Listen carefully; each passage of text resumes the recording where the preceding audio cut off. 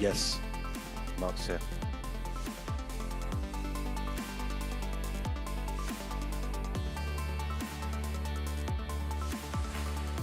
Really good, for me anyway.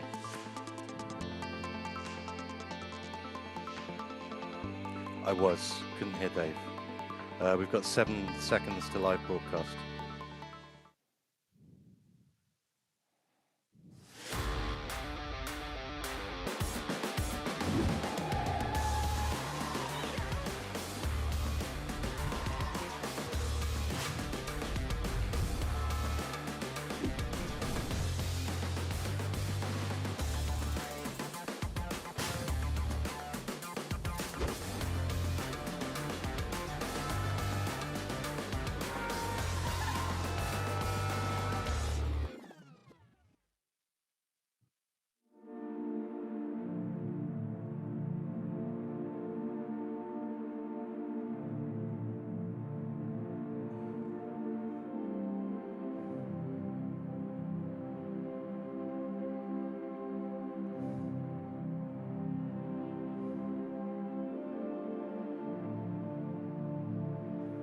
Yes.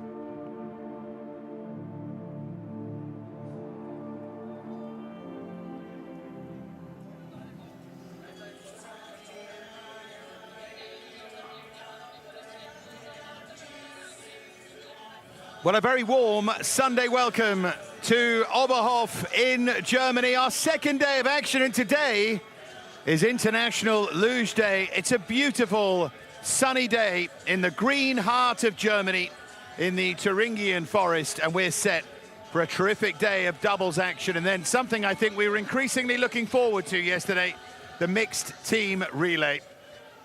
The finishing Kreisel is going to make that so tough in terms of those changeovers. More of that to come in a moment, but first we take a look at this terrific Lotto Thuringen Ice Arena, the host for what has been a wonderful winter sports weekend. It's a luge-specific track, this, remember, it's worth emphasizing that. This track not big enough for a 4-man bob. This is where real luge specialists, classicists, if you like, truly thrive. The Cross-Country World Cup here this weekend in Oberhof, the Nordic combined as well.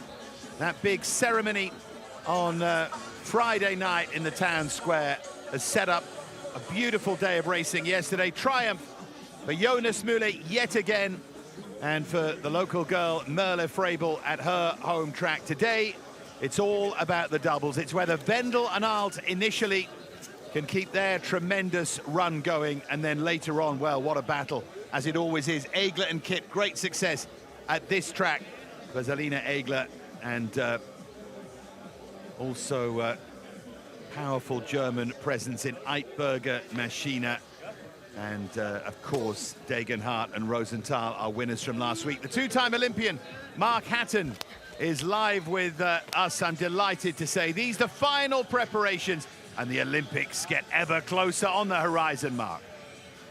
I love this part of the season. Good morning, everybody. This is when the testing's done, or mostly done, we think, where the athletes are really thinking towards 2 weeks away in Milan Cortina and just getting the final finishing touches exactly right for the big show in a couple of weeks. And that's not saying this is not a big show. Remember, this is the European Championship. It's a full World Cup. But for many of these teams as well, it's a dress rehearsal. The Austrians going through their final warm-ups. All sorts of little micro parts of their training. Good old-fashioned skipping rope as well, never hurt anybody. It's all the calm before the storm, though, and it could be a considerable storm here in Oberhof. We're here again next week, remember, the final 2 Olympic build-up events. That's testing there. Reaction times. It's fascinating, isn't it, to watch all of the processes, and well, it wouldn't be a luge warm-up if we didn't talk about dynamic stretching.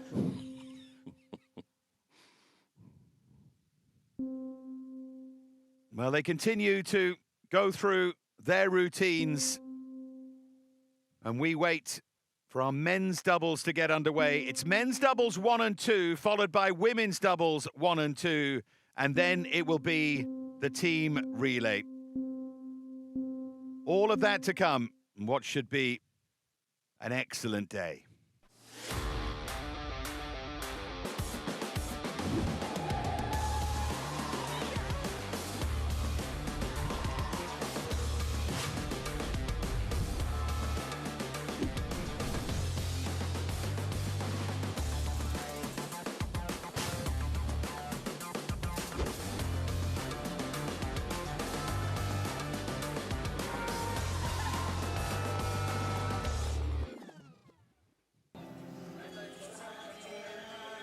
The Lotto Thüringen Ice Arena looking absolutely fabulous today, and it plays host to a second day of World Cup action today from Oberhof in Germany, the green heart of Germany, as it's called, this beautiful Thuringian forest.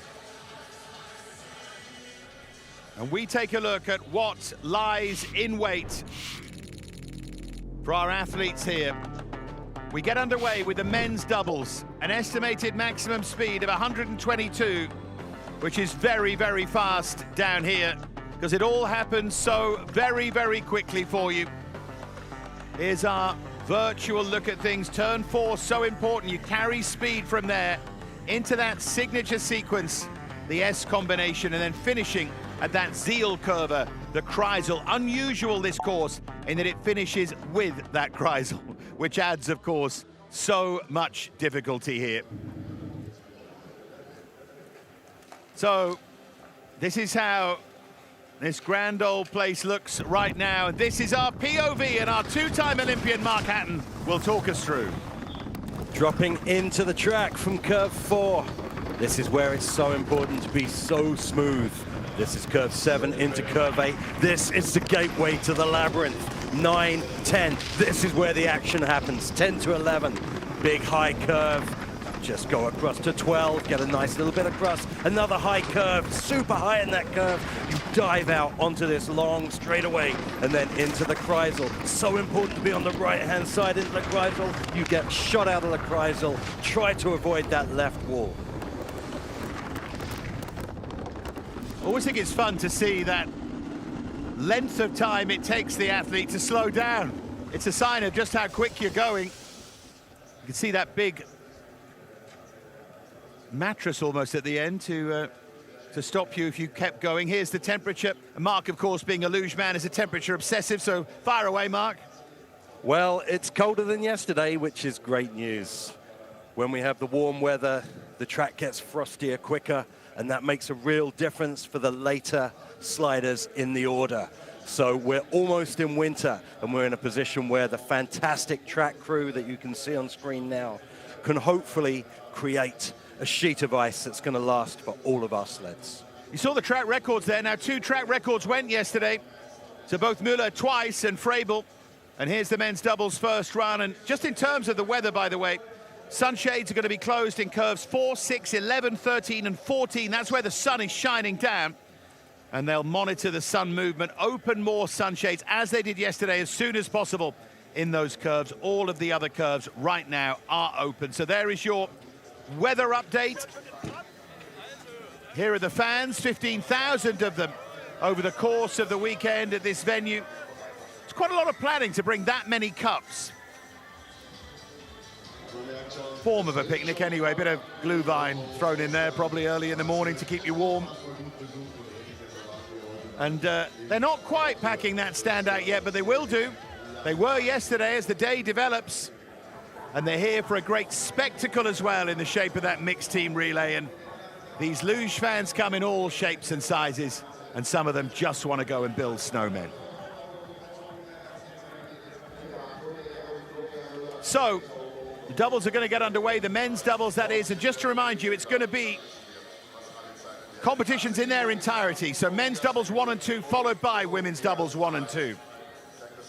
And plenty of time for them to freshen the track in between, and then the mixed team relay. So actually our day isn't jam-packed with sliding, but it goes on for quite a long time. It's going to be fierce and lively, followed by a nice break for everyone to go and have a cup of tea, and then fierce and lively again, and so on and so forth. It's kind of a nice rhythm to the day.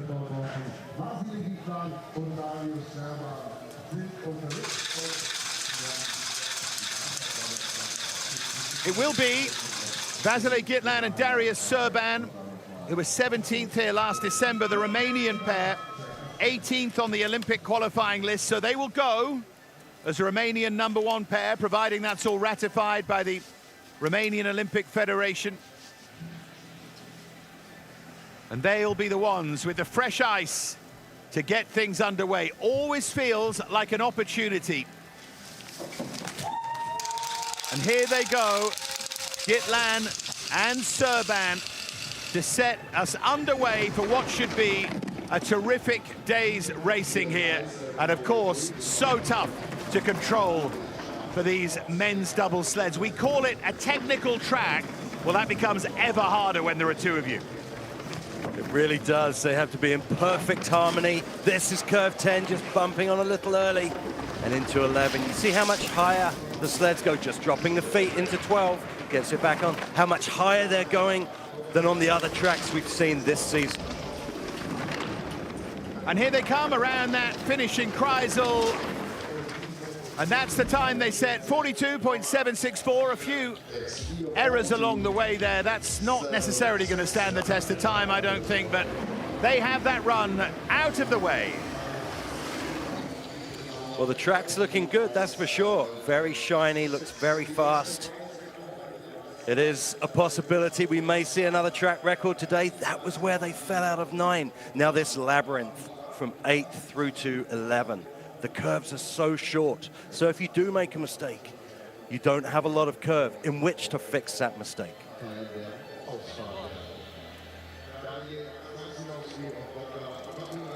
They get a green light anyway. The Ukrainians will come next. Daniel Martinsovsky and Bogdan Babora. They go as Ukraine's #2 sled, and I always put in that Olympic line that they're qualified providing the Federation send them. 15th last week in Winterberg 2, as it were, 16th in Winterberg 1 in the double, 17th Park City, 21st Lake Placid. Some decent results, but all around that area. And remember, only 18 sleds go here in the absence of Italy and China. Martinsovsky and Babora already outside Gitlan and Serban as we see those sunshades coming into force. Indeed, that was a heavy hit at the beginning of the labyrinth. Managed to get it back on track. This is 12 to 13. This is where they go super high in the curve and dive out on flat straightaway, having to drop the feet. Yeah, the feet came down. Around the Kreisel they go. They're still in those green numbers, and they've made it. And I think that emphasizes, because that felt less than perfect, it emphasizes that Gitlan and Serban made quite a few mistakes there. I think so. At the top of the track, Gitlan, Serban, that's where it costs them. Where it's flat, where you can't build speed if you make a mistake there, that's those mistakes, they multiply down the track. You just see the Ukrainians bumping on to curve 9. They actually had a decent curve 10. And then this is the exit 13. Just a little overcorrection. You saw him just bring the sled away from that wall too much and had to drop the feet.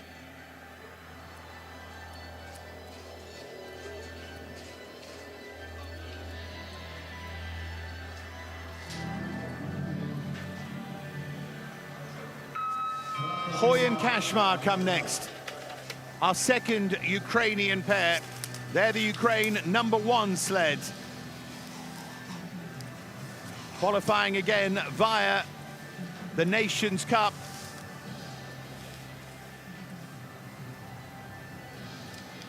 Can they be the ones to eclipse their teammates and lay down a marker?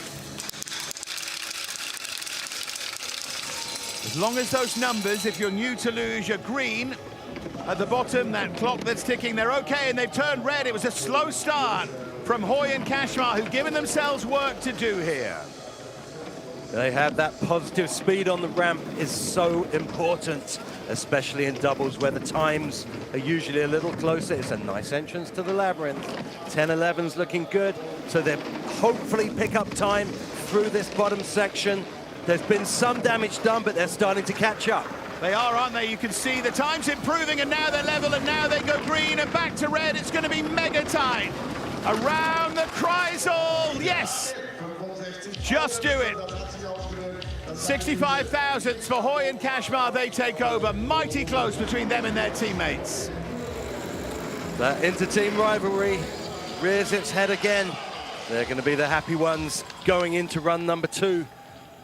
It's a great shot at the start. You see the straps on the top man that the back man pulls on to assist with the velocity out of the handles, and then those blue check marks that show you where the perfect line down the track is. And then pushing for aerodynamics down the straightaway. A useful run from Hoy and Kashmar.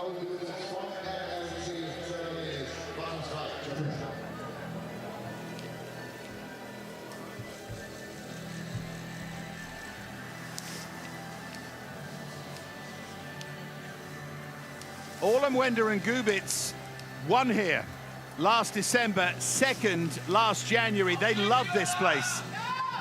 Part of the new wave of German doubles luges. The heirs apparent.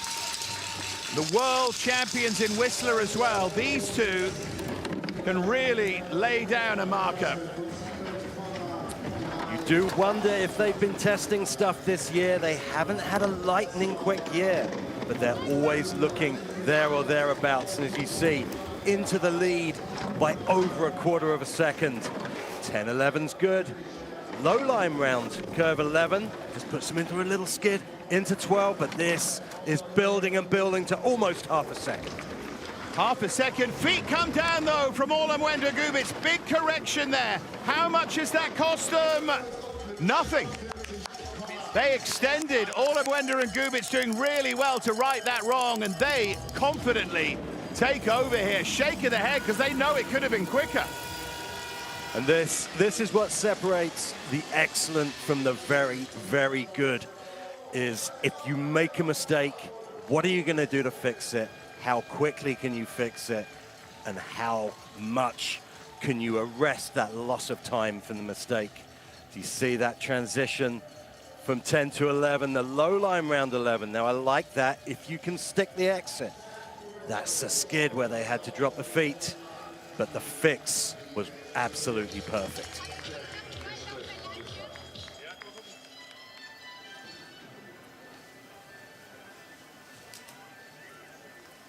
Zach Di Gregorio and Sean Hollander. And I can't help but think, given the time differential, Olemwender and Gubitz could have been on. For track record there, it might go today. You know, it looks very, very quick. Here go Di Gregorio and Hollander. Don't love this place. Outside of the top 10 here, twice last season, this American pair. They're the USA #2 sled as they head to those Olympic Games. Just carrying a little bit of height to the exit of curve 6. That's a good line into curve 8. And 9 to 10's looking good too. This is the best labyrinth we've seen so far. More of a diving line into 12 from the Americans. And this is looking great into the straightaway. It's going to be interesting to see how they go in the Kreisel, how those numbers are affected. Did Olemwender and Gubitz lose lots of time? No. Di Gregorio and Hollander second. Olemwender and Gubitz still look very, very fast, over a 10th quicker than the second US sled. I'm going to be fascinated to see how everyone else matches up against Olemwender and Gubitz this time. Remember, they are track specialists. Track specialists with some of the best ice you'll see today. The track is as fresh as it can be, only 5 sleds old. So Olemwender and Gubitz with a definite advantage over the sleds going later. It was a good run from Di Gregorio and Hollander, really good. And I think it just shows how good the top section from curve 4 to 6 from Olemwender and Gubitz was. Coming next, Gatt and Schurp. #2 Austrian sled, 4th in Oberhof last December, 6th in January. The 24-year-olds, the tremendous juniors who've taken that form into the seniors. Third last week in Winterberg 2. How are they going to go here? They're already looking good in comparison to that time of Orlemwender and Gubitz. You can see over 600s better. It's a good looking run through the top, just late into curve 9, just bouncing through 10, almost tipped it into 11, got away with it, and get that nice cross to 12, but that lead is slipping away. Still carrying an advantage though, and they've rebuilt it a touch back to 500s. This is going to be mighty close. Can they get above Orlemwender Gubitz? They can. Punch of the air. That's really quick. 41.539. Remember, the track record of Wendel and Alt currently stands 41.276. Are Wendel and Alt going to do what Jonas Müller did and break their own track record? It's certainly lining up for a classic today. This track is looking in wonderful condition. This was where the error was. This is that labyrinth. You see there's no straightaway between those curves. So it's so important to be precise. They lost a bit of time there, but then put on the afterburners through all the way through to curve 14 and slid into the lead. And just to be clear about that, Mark, one mistake quickly becomes another and another and another, doesn't it, through those curves? That's why you've got to set yourself up. There's no track like Oberhof for that, because it just comes so thick and fast. Good luck, folks. Chmielewski and Gankachik. Wojciech Chmielewski, 10th in January with his old partner Kuba. How's he going to go here with Michał Gankachik? They go for Poland at those Olympic Games. They at least have earned a quota place, and they're the #1 sled. Very hard to be definitive about the Olympic Games, given the way that it's all decided. Every name is not quite settled yet for various reasons, but they're certainly good to go. That's a good 10-11. That's one of the better ones we've seen, but it's not showing on the clock. Go high in 13. And it's almost a straight shot into the Kreisel. From the straightaway into the Kreisel they go. They made up a little bit of time, but over 3/10 behind Chmielewski and Gankachik. Now we get towards some very, very big names. Big, powerful start. I think they put in 7 paddles. All powerful, all pushing the sled forward. That was the exit of 11 into 12. This is such a critical spot because 12, unlike most of the other curves on this track, is a big, long curve, but it's high. You make a mistake in there, there's a lot of real estate in which to make it get into even more trouble. Well, Tony Egger dominated this sport for so long with Sascha Beneken, 54 World Cup wins, and he's going pretty well. Florian Müller, currently 5th on the season's World Cup list. There are many who feel, after finishing 16th in Sigulda, 9th in Winterberg, that he has been testing things out the last couple of weeks. Because they won in Park City, they were much quicker earlier in the season. So, at the risk of being cynical, let's see what Egger and Müller do here, and most pertinently, let's see what they do in Milan. I would absolutely agree with that.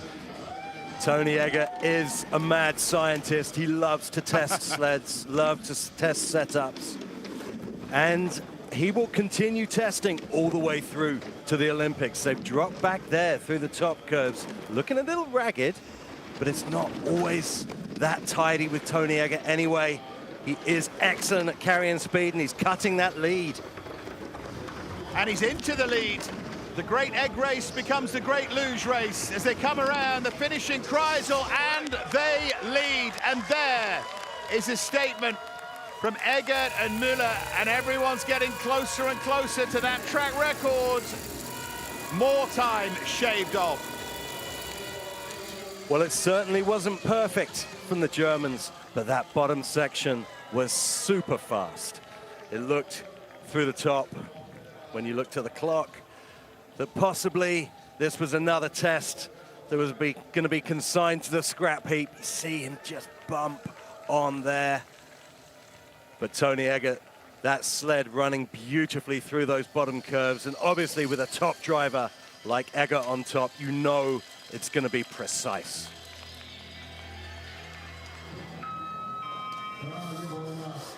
Next come the Slovakian pair, Christian Bosman, Bruno Mick.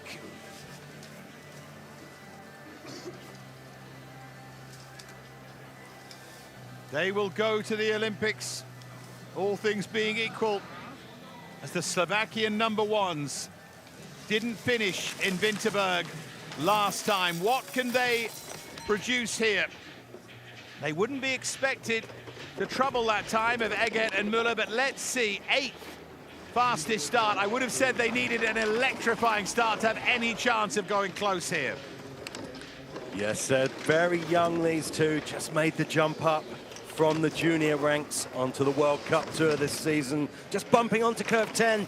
That's a dangerous place to be, but they managed to deal with it, have to drop the feet though. This is that perfect example that Dave made of those tiny mistakes escalating down the track. Foot came down again, didn't it, as they go around the finishing cries. I'll be amazed if they're not slowest of all. In fact, they're 6th. Forgot that Gitlan and Serban were so slow, so they're ahead of the 2 Ukrainian sleds, and Gitlan and Serban maybe not quite as bad as it looked. It felt very, very sloppy.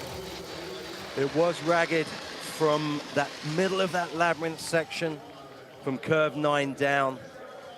Those curves so close together, so difficult to correct. You see them just bang on to curve 10. They actually made a great correction in the curve and managed to get into 11, okay. But then in curve 11, the drama continued, just riding up on the end and skidding into 12, as you see.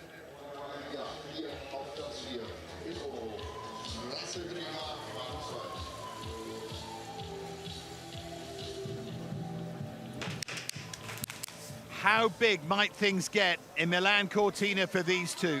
They were 4th in Beijing.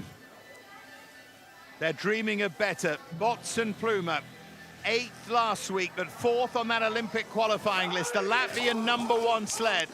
And we know on their day, if they get it right, they could even win Olympic gold. Do not write these two off. 5th in terms of the start here. But they're so capable of doing something so special, Bots and Pluma. They really are one of the form teams and can always pull it out of the bag. Now, Oberhof has some curves that are slightly similar to their home track of Sigulda. Sigulda, a driver's track at the very top of the track. So these guys are used to driving the sled through these short curves. Foot went down there, though, from Bots. How much has that cost them? Cost them plenty. 4th they are, behind Eggert, Müller, Gat and Scherp. All Mwenda Gubitz, plenty of grimaces there. And their teammates wait up at the top of the track. That exit 13 is providing so much action onto the straightaway. Very difficult not to get thrown into that right wall. So you have to correct. The back man on the sled has to correct with the shoulders, keep the sled stable. This is that line from 10 to 11. So I'm just hanging on the end of it there. And that's that little overcorrection where he had to drop the feet, still managing to get early into the Kreisel. A reminder, by the way, all 18 go twice, so there is no cut-off or anything like that. Gitlan and Serban don't need to worry. They're bottom of the list. They may well be going first, but they will be going again. Here is Sevic, Mikhalsevic and Kras, our winners in Sigulda. Then 7th last week. They were slightly disappointed not to back up that win with anything better, but that said, in a sport where the margins are this tiny, it's hard sometimes. They're nearly 400ths behind Eggert and Müller, and Eggert and Müller were a lot quicker down at the bottom of the track, so work to do for Sevic, Mikhalsevic and Kras. Still, though, in those green numbers. It's slipping away, 15 thousandths at that checkpoint. Let's see this super important straightaway. They managed to stick the landing. This is going to be tight.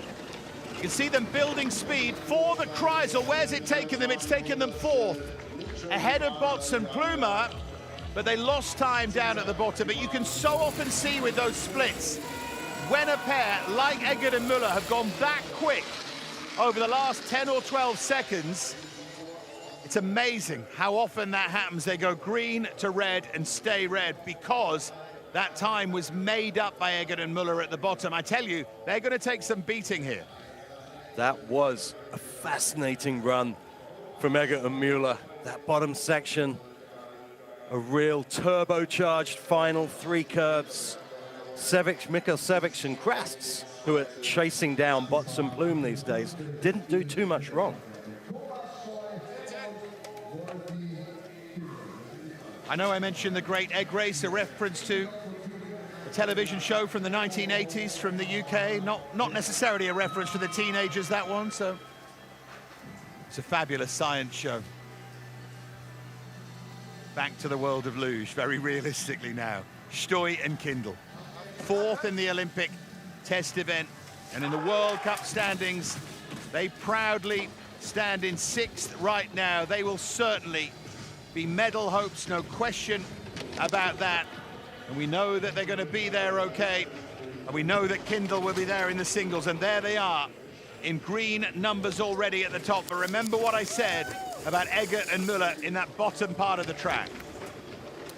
Well, it's such an advantage having Wolfie Kindle on the back of a double sled. A man that could win a singles World Cup here any day of the week. Big skid into curve 12, and it's not over yet. They've got to get down this straightaway. The straightaway is not clean, though. A long way from it. Oh, and the Kreisel's really messy as well. They've lost time, and they're down to 6th, and that is how quickly it can go wrong. Wow, that was such a late entrance into curve 12 for Stoy Kindle. And when that happens, you switch from racing mode into damage limitation, survival mode. Big, powerful start. And they say is Wolfie Kindle, such a good single slider. But this skid into curve 12 and just bouncing them so late into the curve. All that pressure building up. And then the action wasn't over down the straightaway. So they got knocked late into the Kreisel as well. A few grimaces in the crowd from the Austria fans. All in all, though, a good weekend for Wolfie. The US #1 sled, 2nd on the Olympic qualifying list. Markus Müller and Ansel Haugsia. What can they do here? They were 10th last week. They won in Lake Placid. They haven't really shone outside of Lake Placid, and this track very, very different to that one, a different set of skills, and they are in those red numbers early on here. They've got a lot of work to do here, nearly 700s down. Yes, these youngsters did so well in Lake Placid. Europe's been a little tougher for them, just hanging up in that curve there in curve 11. 12 to 13, late as well. Here they come. Oh, look at that, the skid on the straightaway. They lost speed when they needed it most. And that's going to cost them in the Kreisel. Müller and Haugsia are 9th. Well, I didn't see that coming. It looked like it was falling apart a little bit in the top, but to drop that far down for a team of that quality, very surprising. So lots left out on the track by Müller-Haugsia for sure. 2nd run, looking for a redemption run. This is that shot in the labyrinth. So difficult to correct when you flop out of curve 9 like that into 10. Throws you up late in curve 10, and you have to take evasive action. And then down the straightaway, just that little overcorrection, sending them into that skid. Well, if Lake Placid's a motorway, this is an awkward B road. Now, they can negotiate whatever course. They have the track record. They're the World Cup leaders. It's Wendel and Alt. And for you at home, watch those green numbers if they are green. If it's anything like 2/10, they're on for the track record. Just like Müller yesterday, just like Frebel yesterday. Don't write these two off. Maybe the ice is just slowing a touch, but they'll still be in with a chance. But watch out if they're green and it's 2/10. They're bang on track. They're red at the top, but that's okay. They'll start to pick up speed now. Wendel and Alt going for something special here. Already over 700's their advantage. Let's see what this next split says. Yeah, just lose a little bit of time, but still, if they negotiate this middle part of the track, they could be on for it. Well, it's looking good through the labyrinth into 11, and it's a great transition into 12 as well. That lead not building too much, though. They get out onto the straightaway perfectly. I don't think they're going to be quick enough for track record, but they are going to be quick enough to lead. Here they come through the Kreisel. 600ths is the advantage. Wendel and Alt quicker than anybody. 41.360. Their track record, 41.276. It may yet be on in the second run. We'll see, but great run from Wendel and Alt. They are bang in form. How do they do it, Mark? Bang in form at the perfect time now. They are the masters of this sport. They really are. So consistent for so many years. You would think they would just get bored of winning sometimes. But that 13 to 14 transition from Wendel and Alt was, it's as good as you could do it on a singles or a doubles sled. The great ones never get bored of winning. Müller and Frauscher. 8th last December in Oberhof, 7th last January, and 7 points behind Gatt and Scherp in that Olympic qualifying list, which would mean they don't go to the games. Big disappointment. They were 8th in the Olympic test event, Yannick Müller and Armin Frauscher. Of course, places can be handed back and so on and so forth. Nothing yet definitive, but tough for them and tough at the top of the track here. Yeah, that little late entrance into 8 doesn't look like much, but it tends to throw the sled a little bit higher than you'd like. But this bottom section looking much, much better into 13. Straightaway's good. Here they come, Müller and Frauscher. This looks pretty quick from them. Where are they going to end up? 4th is excellent, just behind their teammates. Gatt and Scherp for Müller and Frauscher. They needed that. That straightaway was edge of your seat stuff. It looked like they stuck the landing, looked like they had the exit, and then the sled just started to drift left to right, left again. Really pushing it to the limit with their sliding and their equipment. This is it. You just see them come off there, that little overcorrection, keeps his nerve, keeps the feet up, manages to push it back across to the Kreisel. Good run.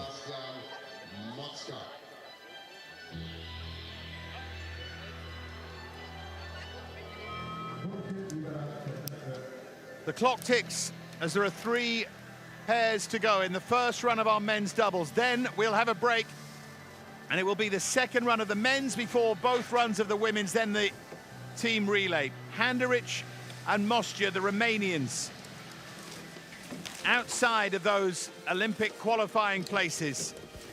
19th last week. They always feel like they're in and around the lower reaches of that top 20, and 14th fastest start here for Handerich and Mostja. So very much to form at the moment with 2 pairs still to go.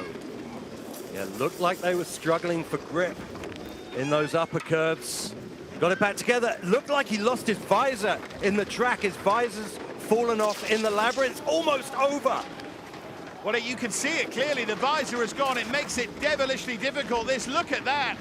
Handerich with no visor, the top man, and he goes around the Kreisel and does well to get 15th. Yeah. And that wind chill in the eyes, 120 km/h wind. You can't see anything at that speed. One of those strange little rules in the IRO, the Luge rule book, is that the only piece of equipment you're allowed to lose in the track without getting disqualified is your visor. That's in case it fogs up and you have to take evasive action and take it off. It's a safety concern. But he wouldn't have been able to see much with that wind chill going into the face, going into the eyes.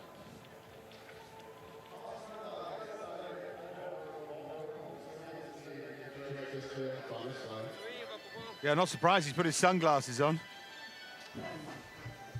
Next up, interestingly, the Canadian pair, Wardrope and Kolzajanski. Rare outing for them. You can tell us a lot about these two, Mark.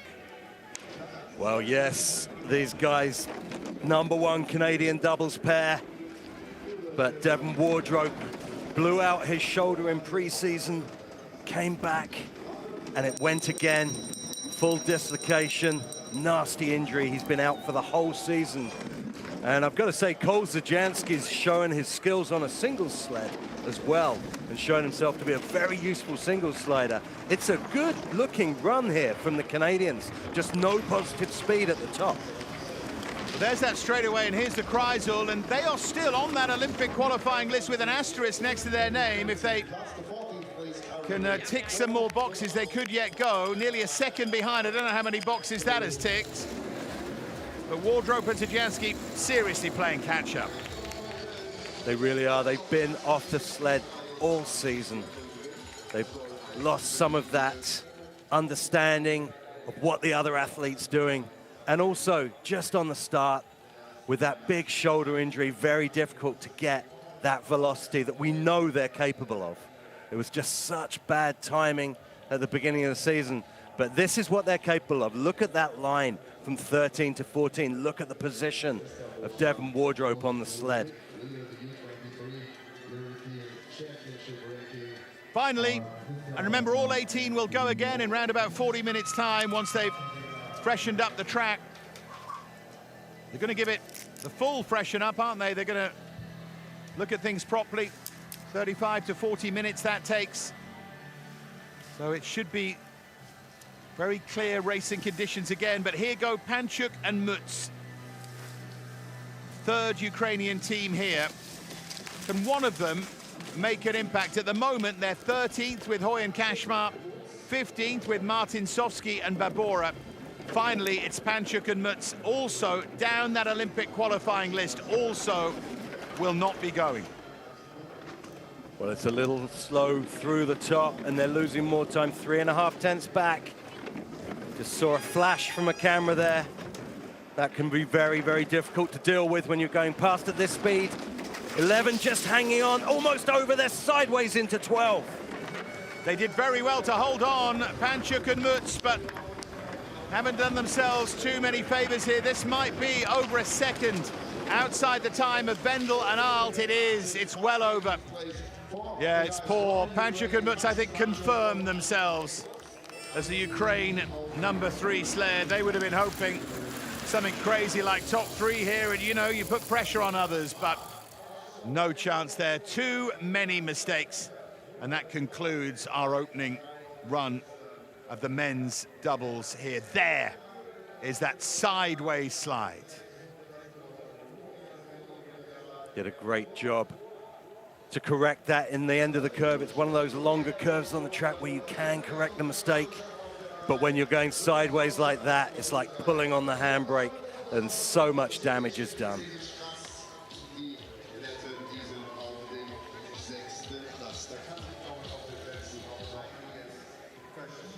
So Vendel and Alt lead the way from Eggert and Müller. It's a German 1-2, then Gatt and Scherp from Müller and Frauscher. Ollenwender and Gubitz make it 3 German pairs in the top 5. The 2 Latvian pairs then follow. Stoyan Kindle disappointing. Müller and Hagshaw really disappointing. And well done to Wardrope and Zajanski. Back on the sled and 14th here.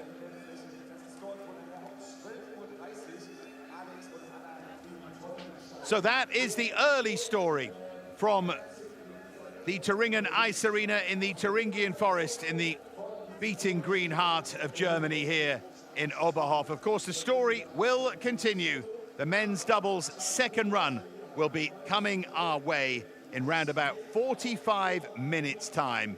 So make sure you are back for that to see if Vendel and Alt can do it this season yet again and set themselves up for those Olympic Games. We will see those second runs coming up very, very shortly. We'll leave them to spritz the track here in Oberhof, and then we'll be back with more high-class racing from this Luge World Cup.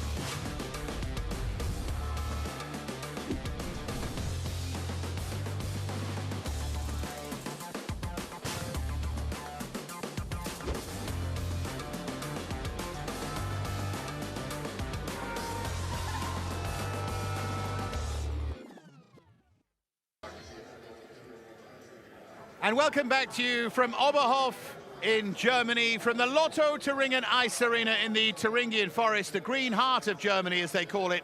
And this wonderful luge-specific track. Really special place, Oberhof, and a very special racing weekend, not just in luge. But this is what has been special so far. Wendel and Alt lead the way, looking for what remarkably would be World Cup win number 59 to take them 2 clear of the great Armin Zögler. They lead after setting a time of 41.360. It's a German 1-2 right now, Eggert and Müller, 41.420. And after the first run earlier on, it's the Austrians Gatt and Scherp in third, 41.539. But so far, the race dominated by Wendel and Alt. After the success of Jonas Müller and Merle Frebel yesterday, to a certain extent, the obvious candidates coming to the fore. Natalie Marg yesterday being one of the real exceptions to that. Could we have a Natalie Marg in this second run here? It seems unlikely, although Sevic, Mikalsevic and Kras are well placed in 6th, but they've already won this season. This is what faces them at Oberhof. 11 corners, so it is a shortened doubles track, which of course makes it really sharp, really tough technically. And into that signature series of curves they go before we finish with the Kreisel, the Zielkurve.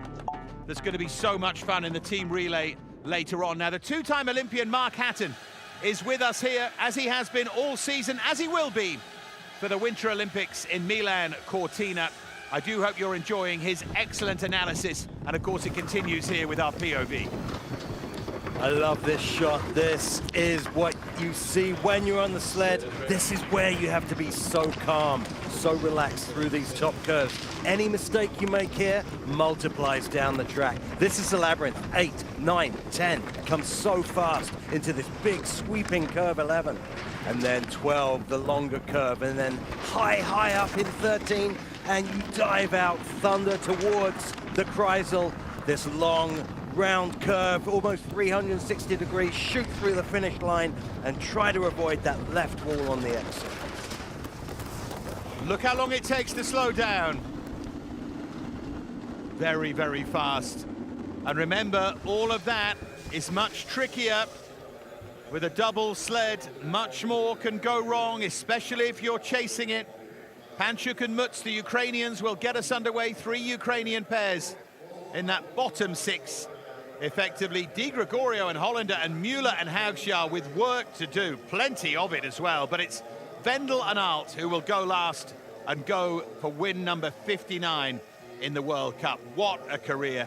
Eggert and Müller. Well, Eggert has many wins, but not with the same partner.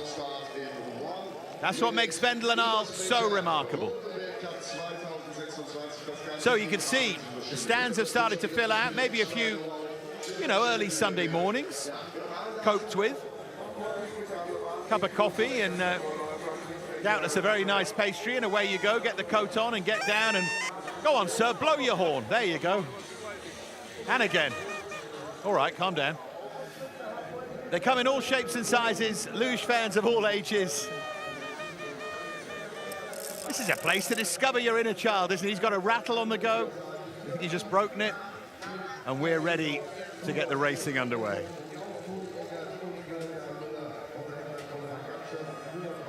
Lots of fun here in Oberhof. Panchuk and Mutz will start things off. Always hard to go first psychologically, but you do at least have fresh ice. They go for the second time in a row. They were last on the first run. The last out, they're the first out here. Time they've got to beat is their own, of course, 42.770. That will be the first target. They should beat that on much fresher ice. 17 to go then after them to decide who wins our men's doubles here for our first Oberhof meet in the 2025-26 season. It'll be followed quickly next week by meet number 2. That's how the season has spanned out. Panchuk and Mutz getting us underway and doing a decent job. This is that labyrinth we were talking about on the POV. They handle that really well. And then that cross into 12, where they made a mistake on run number 1, 13. This is critical, onto the straightaway. Yeah, you can see the feet came down, around the Kreisel they come. What's the time going to be like? It is quicker, 42.683. Very much establishes them. It's much of a muchness really this weekend. But everyone, of course, in these races has their own target. Theirs at the start of the season would have been the Olympic Games. They won't make that. The number 3 Ukraine sled. But they'll keep building towards the future and keep learning at tracks like this one in Oberhof. Sees how high they go in these big curves on this luge-specific track. The other tracks are designed with bobsleigh, skeleton, and luge in mind. This is just designed for luge. Gitlan and Serban to go next. 17th in Oberhof last December, 17th after the first run here. 18th last week with more teams involved, of course, in Winterberg. They do go to the Olympic Games as the Romanian number 1 sled. Looking to build some form before then. Quite clearly see that hook steer with that front right leg up at the top of the track. The little adjustment that Gitlan made there, and into the labyrinth they go.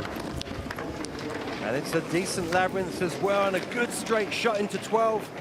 Better than the first run for sure. And then that high 13 and a straight shot to the Kreisel.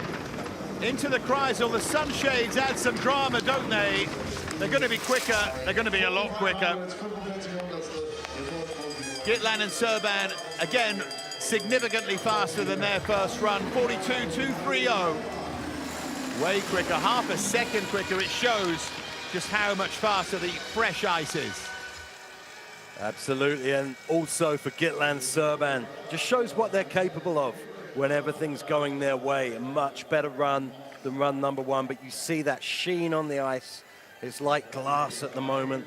Expect that to go more opaque, a more milky texture color as the race goes on.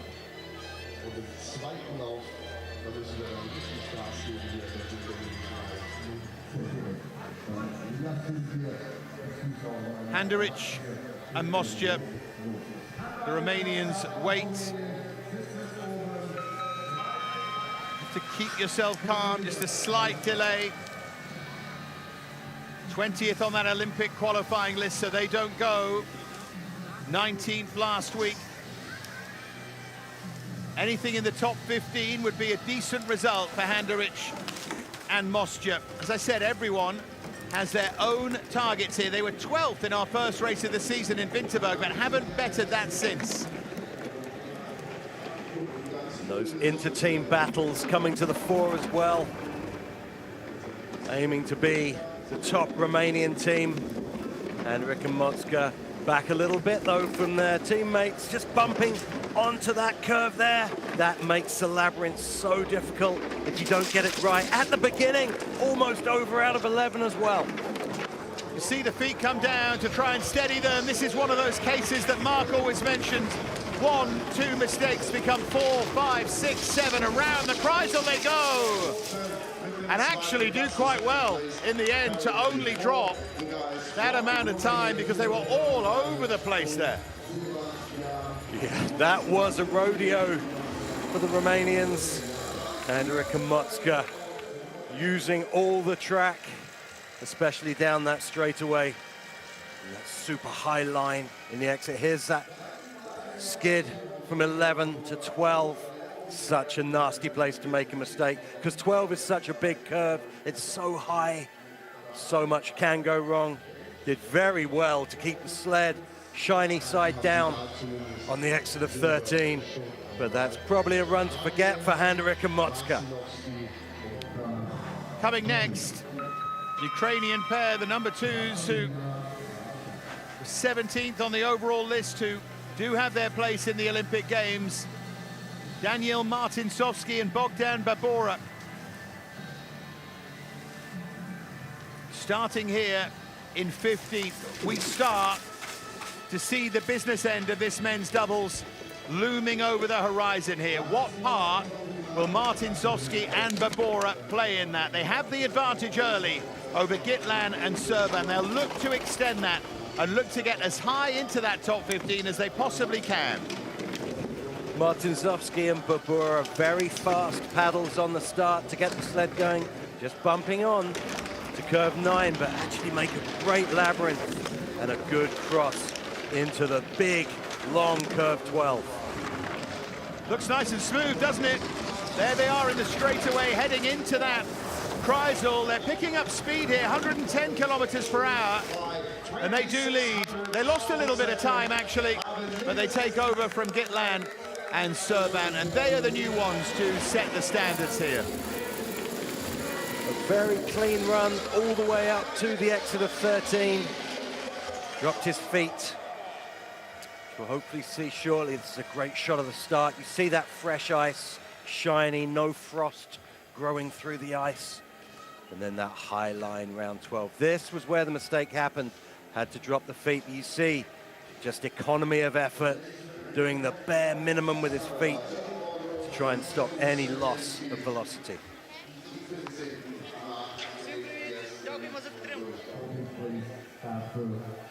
Coming next, Devin Wardrope, Cole Zajanski.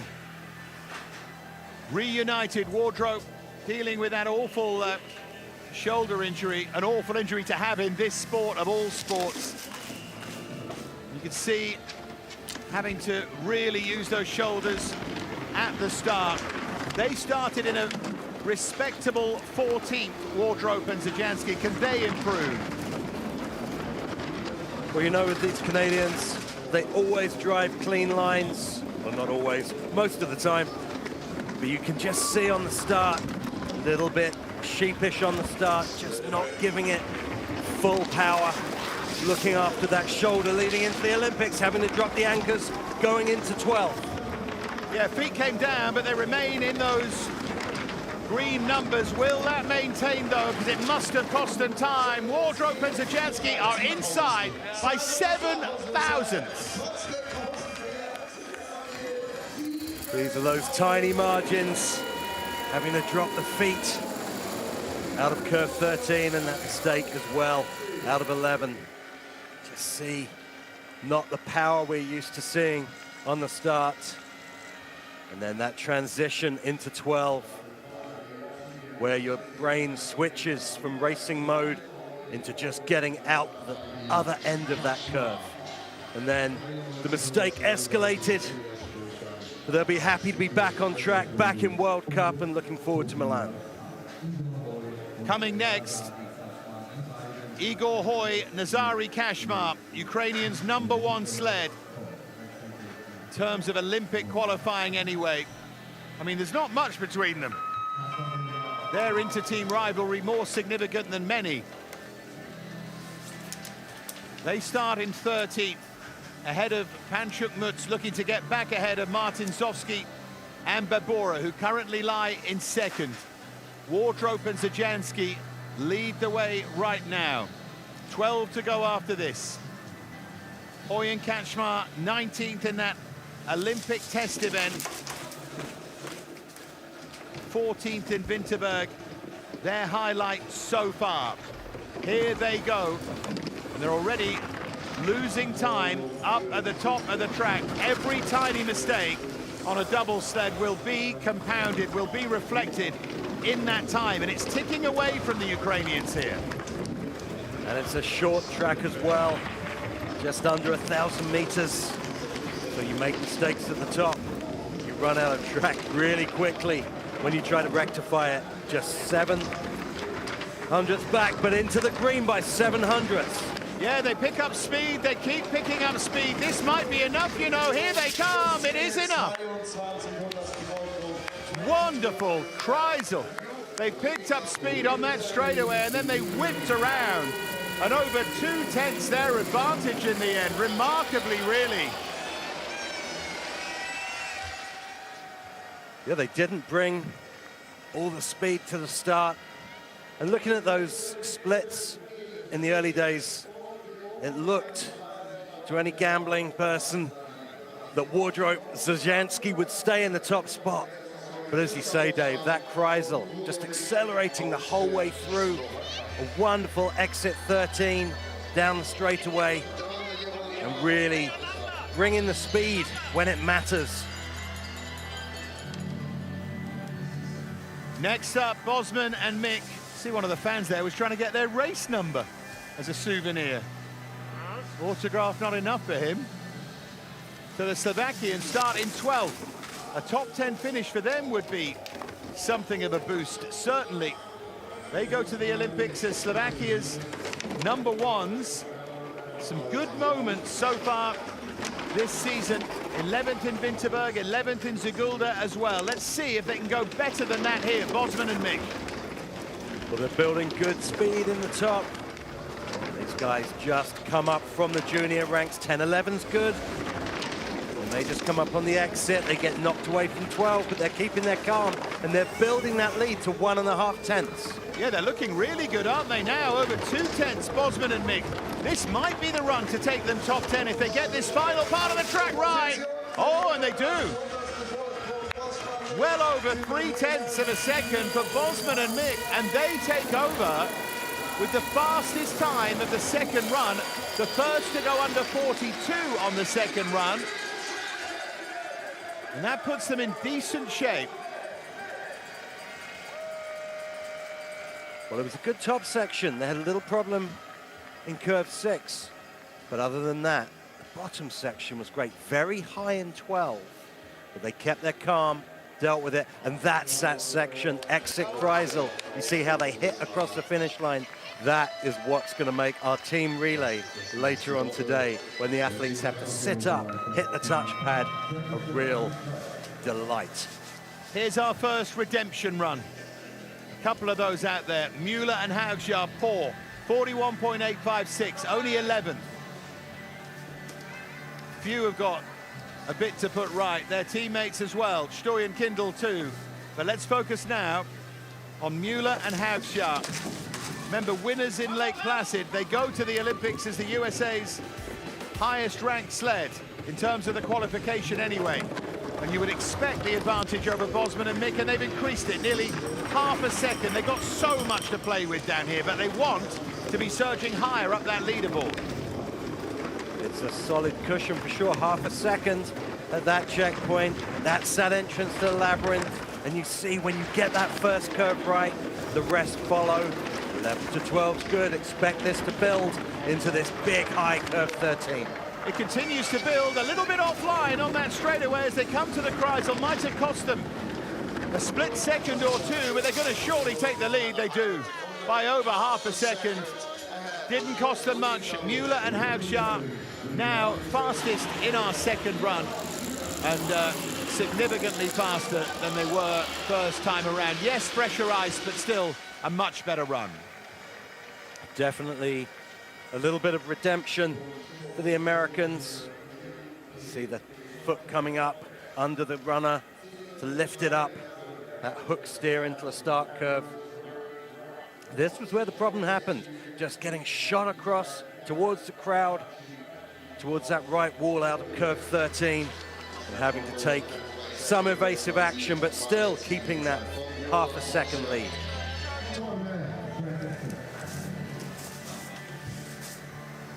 Down to our final 10 now. Müller and Haugscher have set the standard.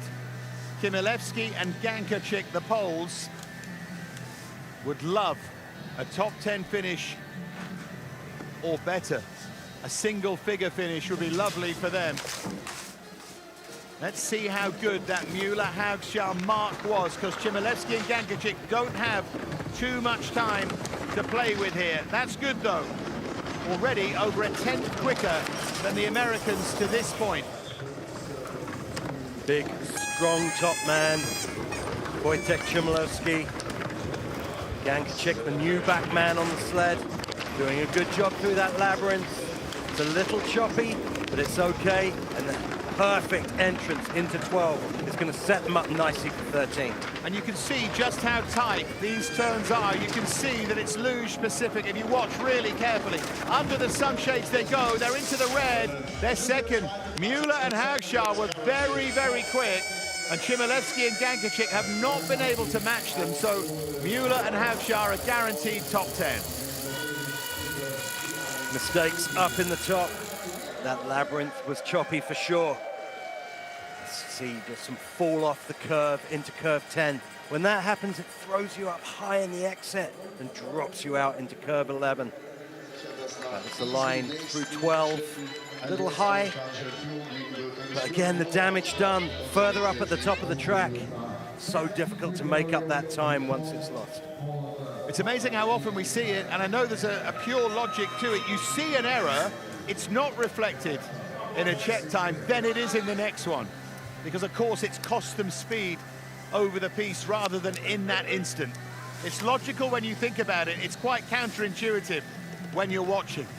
Di Gregorio and Hollander to go next, looking firstly to target their teammates and also to get significantly higher than the 9th place in which they start. News in a moment, by the way, of the under-23 men's doubles in the European Championship, which is ongoing, but here are two athletes not involved in that picture for a couple of reasons. This is good stuff from Di Gregorio. Hollander just building on that lead. Much smoother labyrinth than on the first run. That's going to set them up well for 12. Little skid into 12 though. Very high. Get it back together for the straightaway.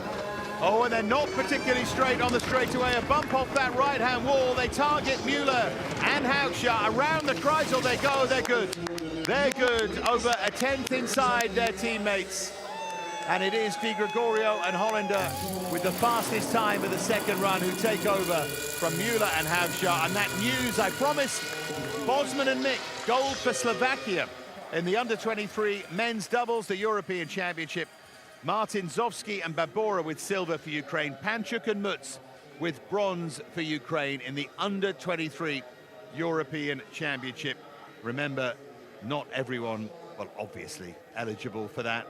Again, for a couple of reasons, the European bit and the under-23 bit, but that's a nice weekend for Bosman and Mick, and they will hope for a young pair, the first of many.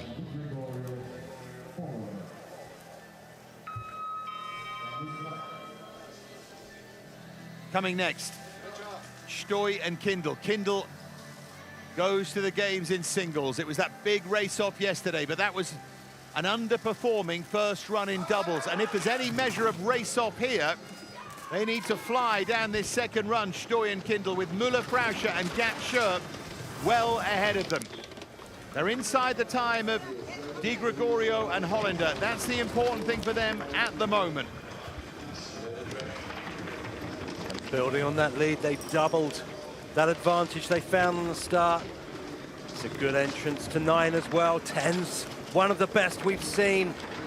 That low line, round 11, just hitting early again. Same mistake as on run number 1 into curve 12. Now, will that affect them further down the course? It hasn't so far. That looked a little bit sloppy as they come around the Kreisel. They're okay. By 2/10, they take over. Whether that's quick enough to pressurize anyone above them. We will find out. 41.599 for Stoy and Kindle. Would have had them 5th after the first run, so maybe, just maybe, they'll move up. Well, it certainly wasn't perfect, but I say it week in, week out when you have a singles athlete like Wolfie Kindle on the back of your sled. And that's not taking anything away from Stoy, who is an incredible top man. But when you have those two together, it really is the dream doubles team. And you see these mistakes happen, but then you see how quickly they fix them.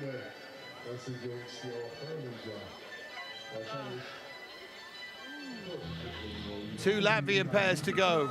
There's your clue. First, Bots and Plumer. Inter-team rivalry ahoy. Kosevic, Mikkelsevic and Krasts go directly after them. Both good enough to be going to the Olympic Games, both of these pairs. And both in with a chance as well there. So Bots and Plumer from 7th would love to get into the top 5, get ahead of Olemwenda, Gubitz, Müller-Frauscher. Let's see. Well, that's a really smooth top section from the Latvians. All that advantage, but dropping a little bit, just dropped by 100th of a second there, and late into 9, just rocking and rolling through the labyrinth. And then 11 to 12's much better, hoping to build on the exit of 13. Remember, we're looking for stillness and smoothness, particularly at this track. Here is that finishing Kreisel for Bots and Plumer, inside the time of Stoy and Kindle, who are paying the price for what happened in their first run. Bots and Plumer, though, quicker than Stoy and Kindle in the second run as well. Well, this is going to be fascinating to see how Mikkelsevic and Krasts respond to their teammates. That certainly put the pressure on to see who's going to be the #1 Latvian. It was a choppy labyrinth, but then that midsection, they found some redemption, and that Kreisel gave them that extra bit of speed they needed to come ahead. The Sigulda winners, Sevic, Mikkelsevic and Krasts, have watched Bots and Plumer take the lead. They start with the advantage over them from 6th on our list, so they naturally will be green right at the start. Can they hold that? Can they build on it? Can they be the Latvian #1s here? 8 thousandths now is the only difference between them. This might be one of those runs that flicks from green to red to green again. Now they are dead level, and now they go into the red here, Sevic, Mikkelsevic and Krasts. Well, this is where we saw a few problems from Bots and Plume. It looks like this pair have done it slightly better, but it's not showing on the clock. 500ths back into 13. On that straightaway into Kreisel for Sevic, Mikkelsevic and Krasts. How tight? Well, not that tight. Down in 3rd, Stoy and Kindle do go up a place, as do the air-punching Bots and Plumer. Sevic, Mikkelsevic and Krasts, only 3rd fastest so far on this second run. Disappointing for them. They're struggling, apart from in that remarkable Sigulda display, to put 2 runs together. That's it, isn't it? It's that consistency over 2 runs, and that comes with experience. Bots and Plume, the slightly more experienced pair. It's interesting, out of 13, where they dove out of that curve and looked like they may pull it back, but just back by 2 thousandths of a second behind Stoy and Kindle. Olemwenda and Gubitz, remember, with a remarkable record at this track, world champions as well. What can they achieve? Müller-Frauscher, Gat Scherp, Egert Müller, Wendel Alt to come. Their advantage right now, over 300ths of a second. That can go so quickly. The focus of Olemwenda. Gubitz behind.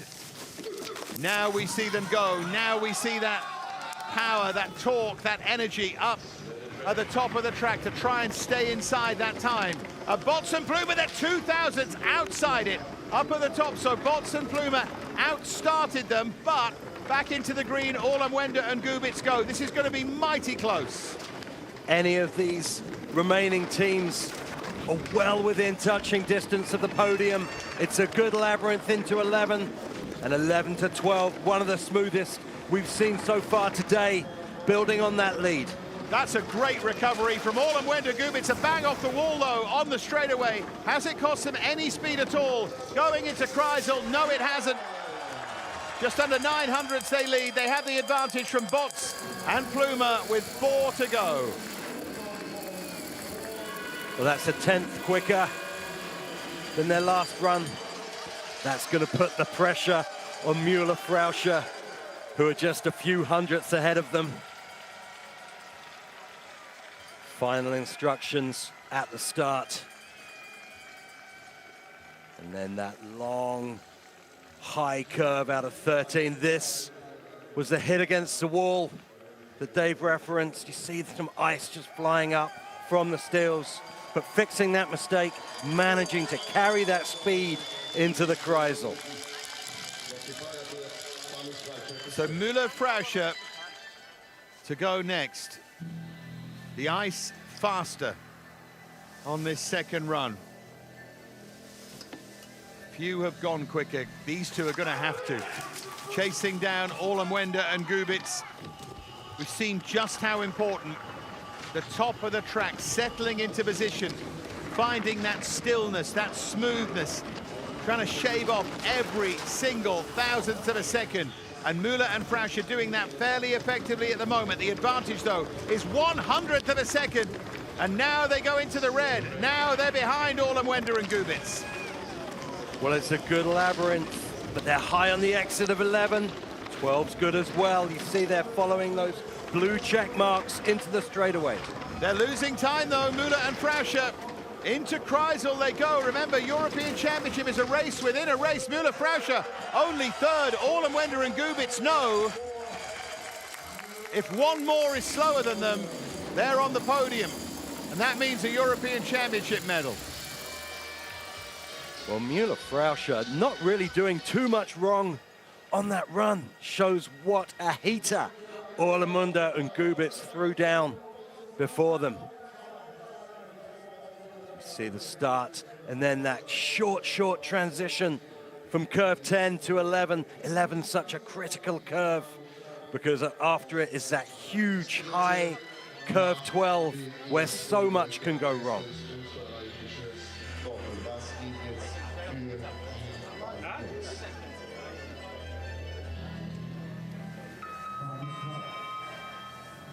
Three to go. This is great racing.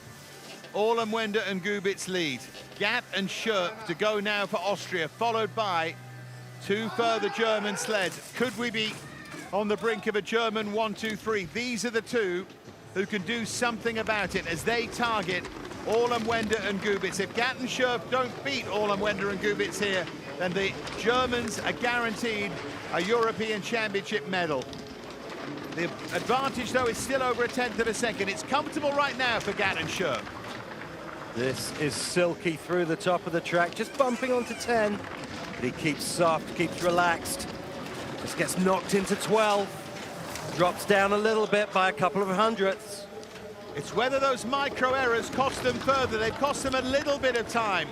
As they come round Kreisel, how tight's it gonna be? Oh, that's how tight! 0.003 of a second. Olamwenda and Gubitz thought they'd guaranteed a medal. Gatt and Schurp do it by the skin of their teeth. Goodness me. Two contrasting emotions. The joy of seeing that number one come up on the clock. But for Olamwenda and Gubitz, the tiny margins that they've been knocked down a spot. That was that just slightly high exit on 10 into 11, but they dealt with it really well. And then this was where the difference mattered. That straight shot out of corner 13, down the straightaway on the right-hand side, going into Kreisel. That's what made the difference. But with that skid across the finish line, it came down to the wire. Eggert and Müller, followed by Wendel and Aalt to decide it. Eggert and Müller with that advantage, as you can see, over a tenth here. Gatt and Schurf lead. Wender and Gubitz secretly pray that one of their teammates, two of their teammates, make a mistake. The moment they're heading to finish fourth. Eggert and Müller, green numbers at the top. They made mistakes at the top of their first run. It was down at the bottom where they accelerated stupendously. Let's see if Eggert and Müller can stay mistake-free and apply any pressure to Wendel and Aalt here. Well, it's a little scrappy through the top like it was on the first run. But that bottom section from Eggert Müller on run number 1 was so fast, so late into 13. Managed to keep it down, still in the lead. They're desperately trying to pick up speed, almost trying to manufacture it there. Eggert and Müller are inside. They handled that with all of their experience. Many pairs would have lost time there, but Eggert found a way to right the ship, to put them in front, to do everything they could. Wender and Gubitz still have the fastest time of this second run. Eggert and Müller third fastest, but they had enough in hand to take over, and they lead the way now with only the 2 Tobys to go. Well, if he didn't have a tinted visor on, you would have seen the whites of Tony Eggert's eyes going into 13 that late. Incredible fix within the curve. Almost flipped it on the exit. But then again, accelerating through the Kreisel. Here we go. You can see the advantage for yourself. 0.06 of a second. But Eggert and Müller were not particularly quick. So they've got something in hand here. Wendel and Aalt going for World Cup win number 59 to extend their remarkable record as the pace setters, the standard setters in this men's doubles as they build and look for yet more Olympic gold medals. But now it's about a European Championship for Wendel and Aalt, and they have extended their advantage. And how? Over 2/10. Are they heading to win it with a track record here? It's looking fast. Out of 11 to 12, it's good, better than run number 1. And 12 to 13, a little bit late. Get away with it. They hang on, they're building speed, they're gaining time. Is this going to be track record? It's going to be so close as they come over the line. Not quite, but so close. 41.327, the fastest run of the day. Wendel and Aalt take gold with that, take another title, take the European Championship. Just spectacular. You can't keep these two down. Winning's a habit. Still so competitive, so fired up after all these years. And it just showed through the top. You could see how much faster they were going through those top curves. Just incredible sliding. The advantage was a quarter of a second going into curve 8. That's where it could have gone wrong into 12. And then they just stick the exit out of 13, and Kreisel became a little bit of a procession, a victory procession for the Bayern Express. They could only stand and admire. Wender and Gubitz miss out on a medal by 3 thousandths. Heartbreaking for them. But they knew once Gatt and Schurf had finished above them, I think they were done for. They knew that. The Super Tobys.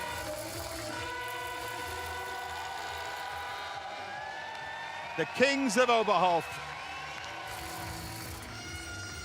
What an atmosphere here. No wonder the racers love coming here.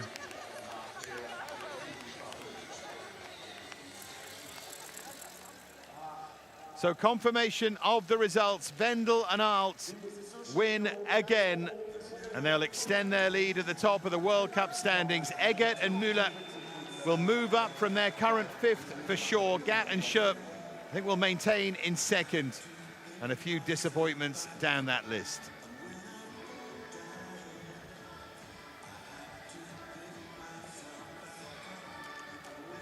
A win for Wendel and Alt here in Oberhof. How does that impact the overall World Cup standings? We'll find out shortly, but first we'll remind ourselves of our top 3. Gatt and Scherp, European Championship bronze. Eggert and Müller with silver. And gold goes to the remarkable Wendel and Alt. 6 Olympic gold medals each. Who knows? Could be 8 in a month's time.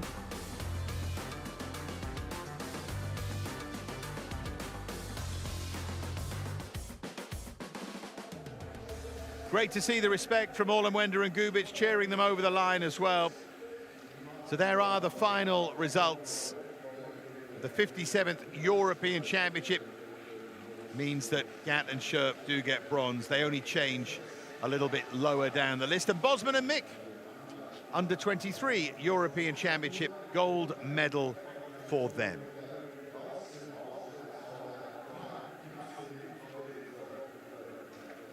So the presentation's on their way. I was hoping to see how that would translate into our overall picture, and we may well do in just a moment. Glorious surroundings here. What a weekend of luge. This is very appropriate, Mark, for World Luge Day. It's turning into an incredible weekend. We had so much action yesterday in the singles, and what incredibly tight racing. And you just have to feel for Orlenwender Gubic again. 0.003 of a second away from a European Championships medal. World Cup 2026 und die Europameisterschaft 2026. Der 3. Platz, the 3rd place. Aus Österreich, representing Austria, Juri Gatt und Ricardo Scherp. Well, the Austrians get a nice round of applause. The German fans would have loved a 1, 2, 3. But big respect to Gatt and to Scherp. Für Justiz im Freistaat Thüringen, der 2. Platz. The 2nd place. Aus Deutschland, representing Germany, Toni Eggert und Florian Müller. Eggert and Müller next in line.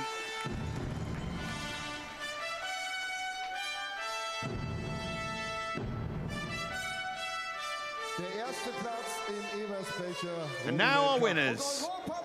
It's them again. European champions 2026 aus Deutschland, representing Germany, Tobias Wendel und Tobias.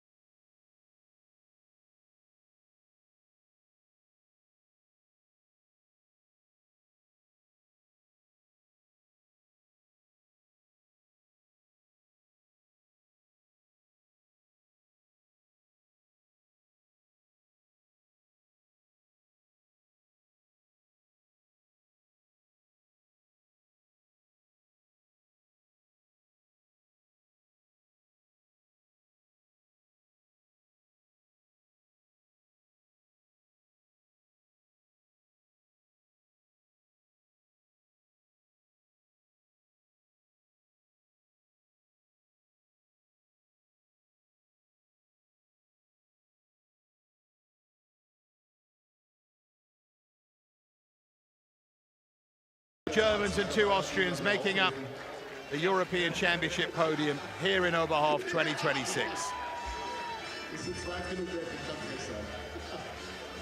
Herzlichen Glückwunsch, wir sehen uns da bei der großen Siegerehrung wieder.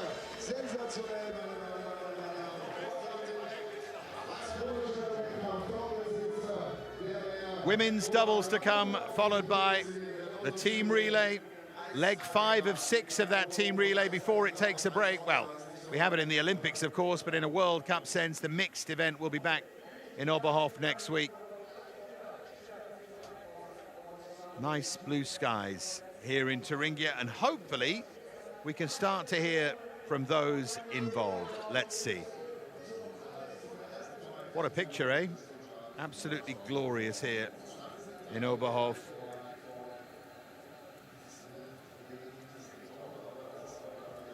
Wendel and Alt are ready. European champions again on home soil. Take us through your run. How happy are you with your performance today? Yeah, we're very happy with the result today. Both runs wasn't that good in the top. We risk everything in the second run. We do 7 paddles. We never did this before. So we said, come on, just do it and rock it. We're back here next week. How can you top this? We are trying to find the confidence and try to work on ourselves and yeah, have fun. That's the most important thing. And thank you for the crowd. Thank you for cheering. It's so nice here, and yeah, it's so much fun to slide. And thank you, Toby.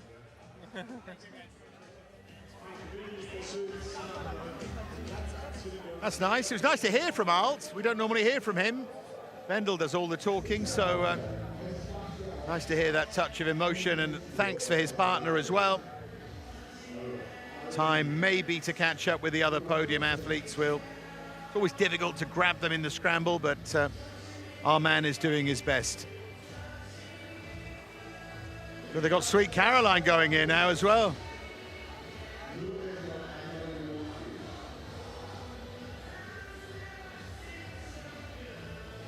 I definitely think a warming drink or two has been taken, but why not?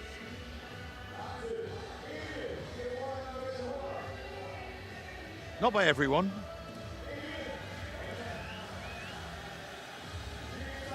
Well, we have women's doubles to come and then mixed relay. It's always great to see any view we can of this glorious track. Great facility in Oberhof.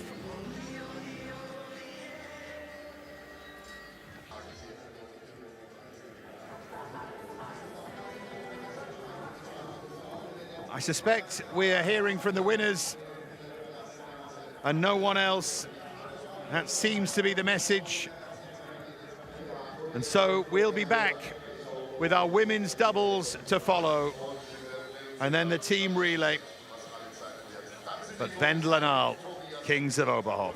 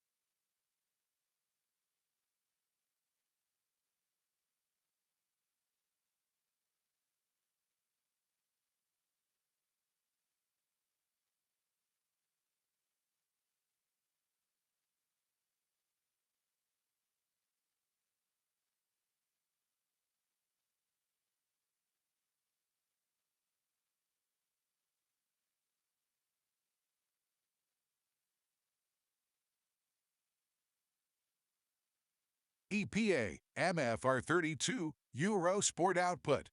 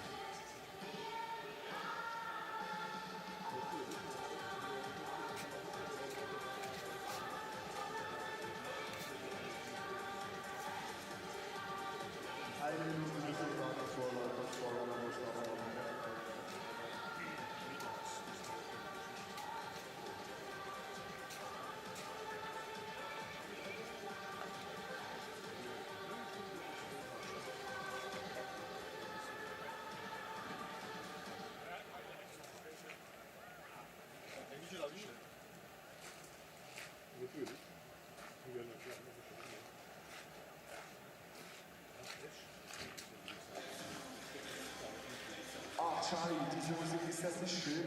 Ist das nicht schön? Achtung,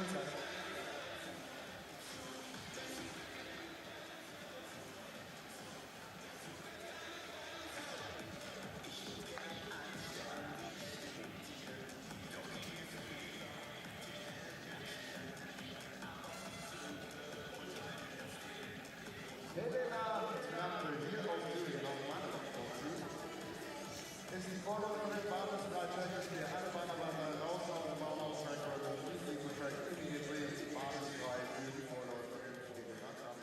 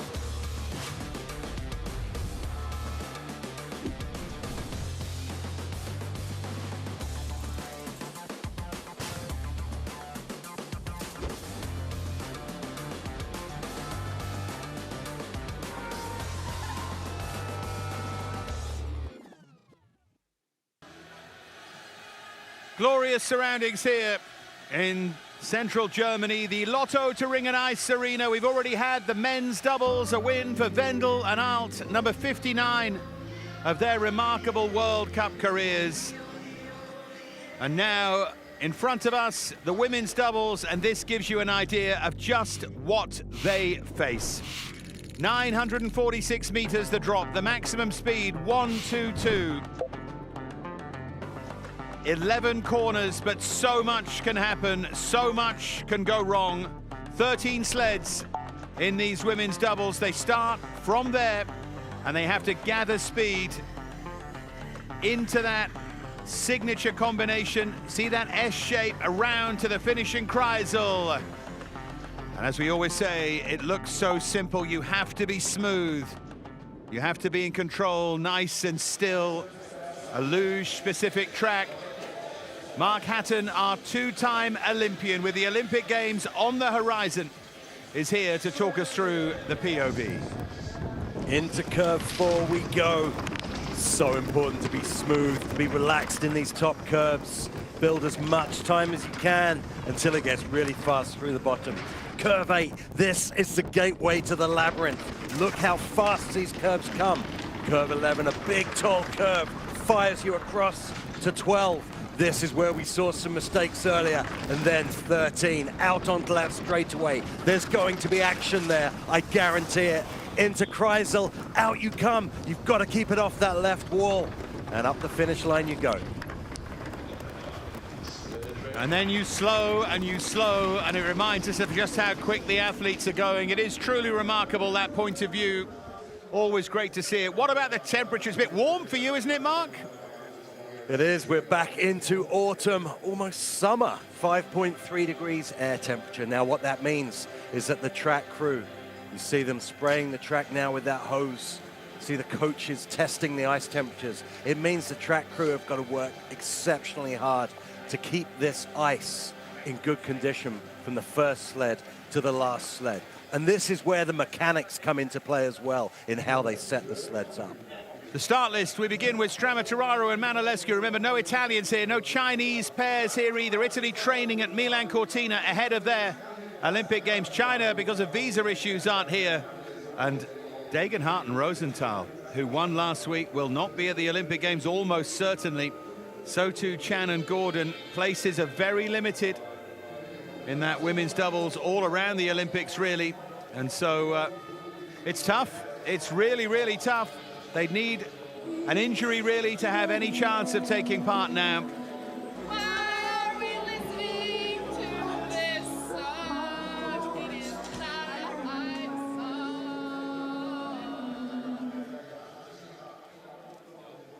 Well, we continue the warm-ups. All smiles all around. It is, after all, World Luge Day. Everyone preparing for the challenge here. Women's doubles, remember, in the Olympic Games for the first time. And there are no question, we'll see it today with 13 sleds. No question at the Olympic Games, opportunity really knocks, because we're not going to have 25 sleds at the Games. There's a chance of a medal there, Mark, isn't there? There really is, and this is a fully elite field. It's good from top to bottom. You know, these are such skilled athletes in the women's doubles field, and there really is so many people on that list that could medal in Milan Cortina.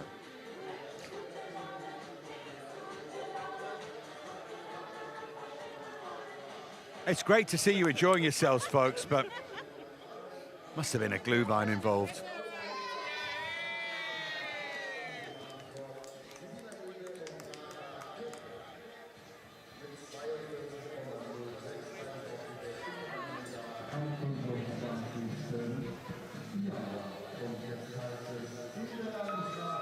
Stramatararu and Manolescu will get the women's doubles underway then.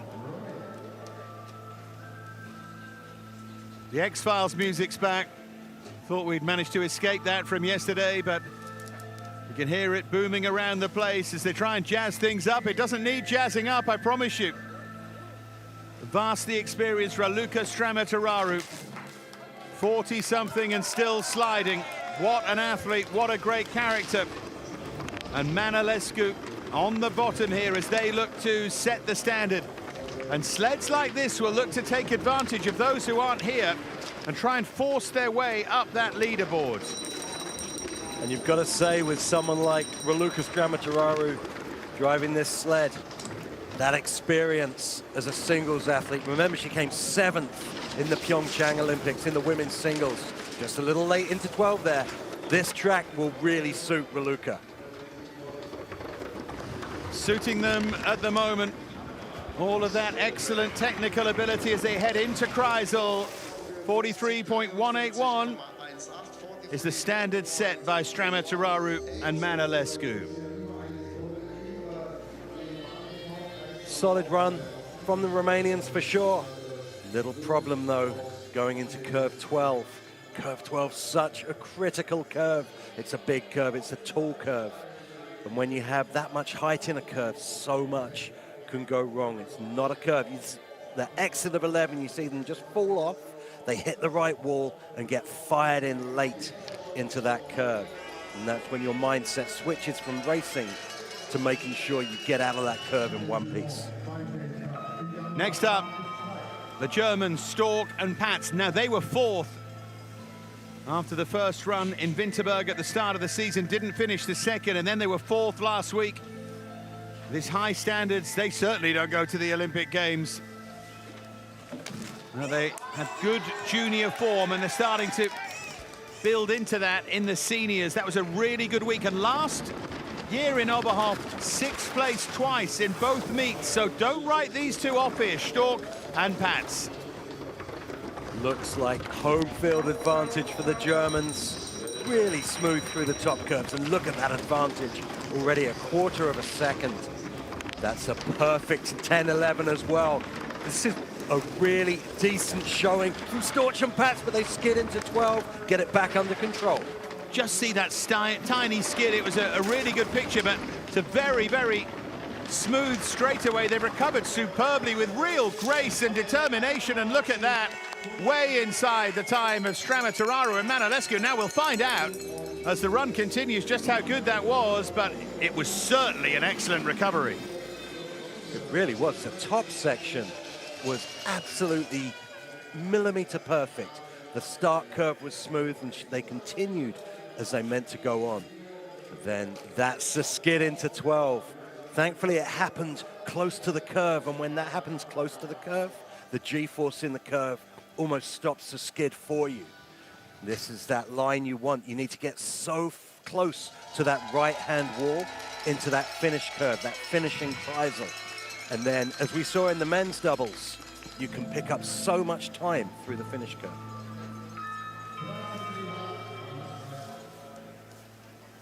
So next, Upita and Pavlova,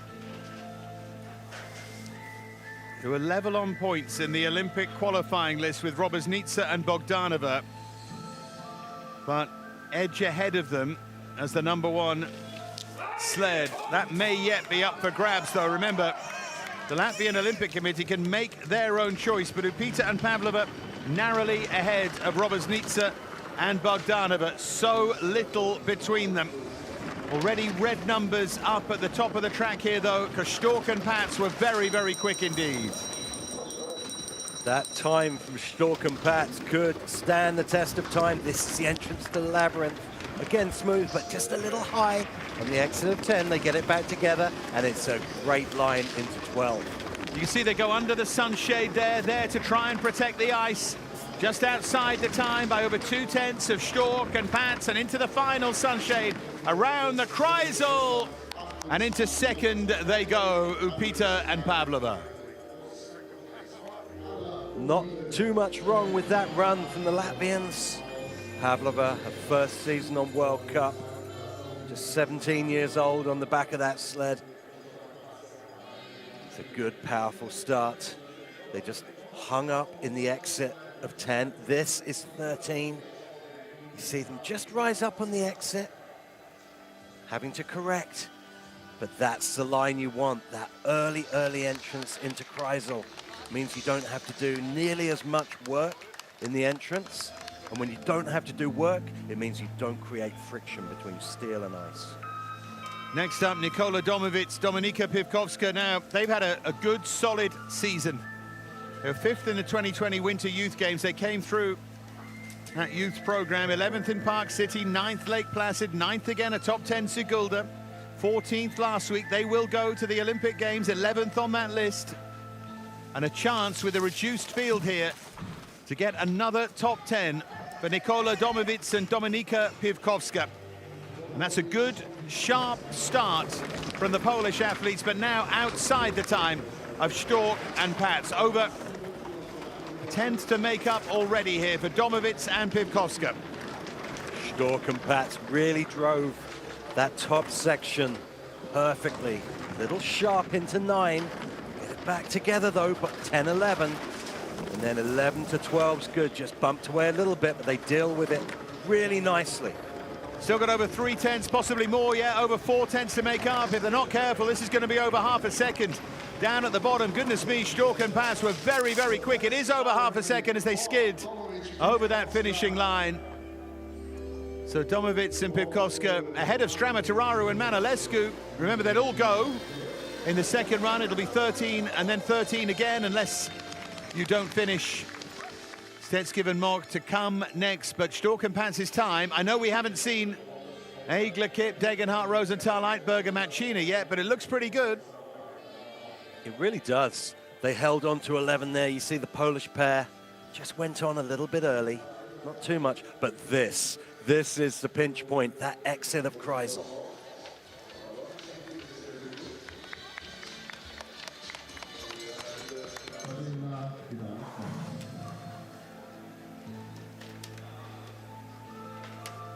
Into the eyes of Elena Stetskev. Ukrainians next. Leading the way right now, Stork and Pats, the Germans. Remember, the #3 German sled, they will be nowhere near the Olympics. But what a run that was. Next up, Stetskev and Mock, 12th last week. They had an excellent 7th in Sigulda, a track they really like. There are similarities between here and Sigulda, so we'll see if that ability of Stetskev and Mock to negotiate these tighter tracks will come to the fore here. Looking good from the Ukrainians, 1.5 tenths back. The entrance to the labyrinth is really nice, 10 to 11, smooth. This is where it's so critical though, just hanging up very late in, having to take evasive action into 13. Let's see how the straightaway is. It looks pretty good from here, but they surely lost a bit of speed with that mistake. Now they come around the Kreisel and they're 5th. Yeah, slowest so far.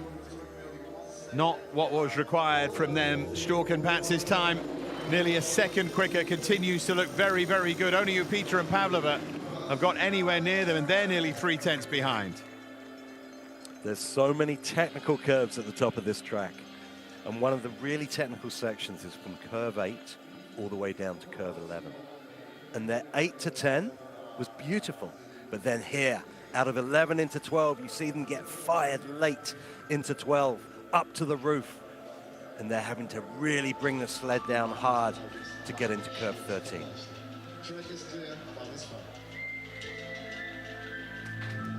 BT Podolski and Kaylee Allen, they're another pair with an asterisk next to their name on that Olympic qualifying table. 12th in it, but still something to achieve, having missed Sigulda, 9th last week in Winterberg. What can Podolski and Allen, a really fast first run here is what's required from them, and it's Stork and Pats who've set the mark, and no one at the moment is getting anywhere near them. Podolski and Allen with a lot of work to do, 1.5 tenths back. Gorgeous early line into 8, I really like that. And then through 10 into 11, little late into 11. They're gonna hang up on the exit. Little skid into 12 as well for Podolski Allen. So here they come down that straightaway into Kreisel now, still in those red numbers. Podolski and Allen, 6th. Slowest so far, over a second outside. Ember Sisko watching on. Heard them say that's good. I'm not sure it is. Over a second outside the time of Stork and Pats. 7 to go. And Kaylee Allen, such high standards. So fast on their home track in Whistler. But that early entrance they took into curve 11 really cost them a lot. This is at the top, this is 6 to 7. But the real damage was done further down, but they got shot late into 11. When that happens, 12 comes very quickly at the end. Now these two, unfortunate to be just outside the Olympic picture. They had a nightmare start to the season, which has cost them. Crashed out of the women's doubles in Winterberg, crashed out in Park City, big mistakes elsewhere. 4th in Sigulda, 7th last week, 5th here, followed by 11th last season. Roberts-Nitzer and Bogdanova capable of being very, very good indeed. And they are inside the time of Stork and Pats by 7 thousandths. They've come here and they mean business. The erratic Roberts-Nitzer and Bogdanova might just be on a going day here. Definitely contenders at that checkpoint. 11 thousandths of a second, banging onto curve 10. That will cost them, and it has into the red by 0.05 of a second through 12. They always slide right on the edge, these two. They look for speed now, but the feet came down from Roberts-Nitzer. It cost them even more time around the Kreisel. It's only going to be second. It's a really good, thrilling run, but the mistakes cost them. They went for it, for which they deserve great, great credit, and they just didn't quite get to Stork and Pats. That labyrinth from 8 through to 11 is just so technical. You see them get hung up in the exit of curve 9, which threw them early across to 10. When that happens, you're high on the exit, just like that, and you drop out into 11. The curves come so quickly, one after the other, in that labyrinth, that when you make a mistake in the first one, it's so difficult to get back online and on track. But you have to love them for going for it. They always go for it. Siobhan Forgan, Sophia Kirkby now. Number 3 qualifiers on that Olympic list. Remember, we saw that mini battle, didn't we, in Winterberg? They came out on top. They were always on top. 5th in Sigulda, 5th last week in Winterberg. They'll certainly be medal contenders. World Cup gold in Lillehammer in 2024 for these two. They've had plenty of success at the start of their careers. They look to continue it. Forgan and Kirkby, again, starting well in comparison to Stork and to Pats. That's a decent top section, but they're back by 8 thousandths late into curve 8 as well. They get it back together, though, for the labyrinth. It's a good labyrinth, just bumping onto 11. but the line to 12 is clean. And unlike many of the US sliders, they got a good record here in Oberhof. It's not everyone's cup of tea, but 3rd and 5th last season. Where are they going to be after this first run? Forgan and Kirkby are indeed 3rd. Over a 10th outside. Forgan and Kirkby right in the picture, but still remember, Egler, Kipp, Chan, Gordon, Degenhardt, Rosenthal, Eidberger, Machina, all to come next, all with a chance of going past them. Forgan and Kirkby leaving plenty out on the track there. That was where they dropped out of 10. It looked like they'd got the labyrinth back together after that late entrance to curve 8. But then you just saw them just get thrown across to 11 and get bumped in late. And that is a really expensive mistake. Our leaders, Egler and Kipp, won in Oberhof last December, won in Oberhof last January. Amazing record here, amazing record this season.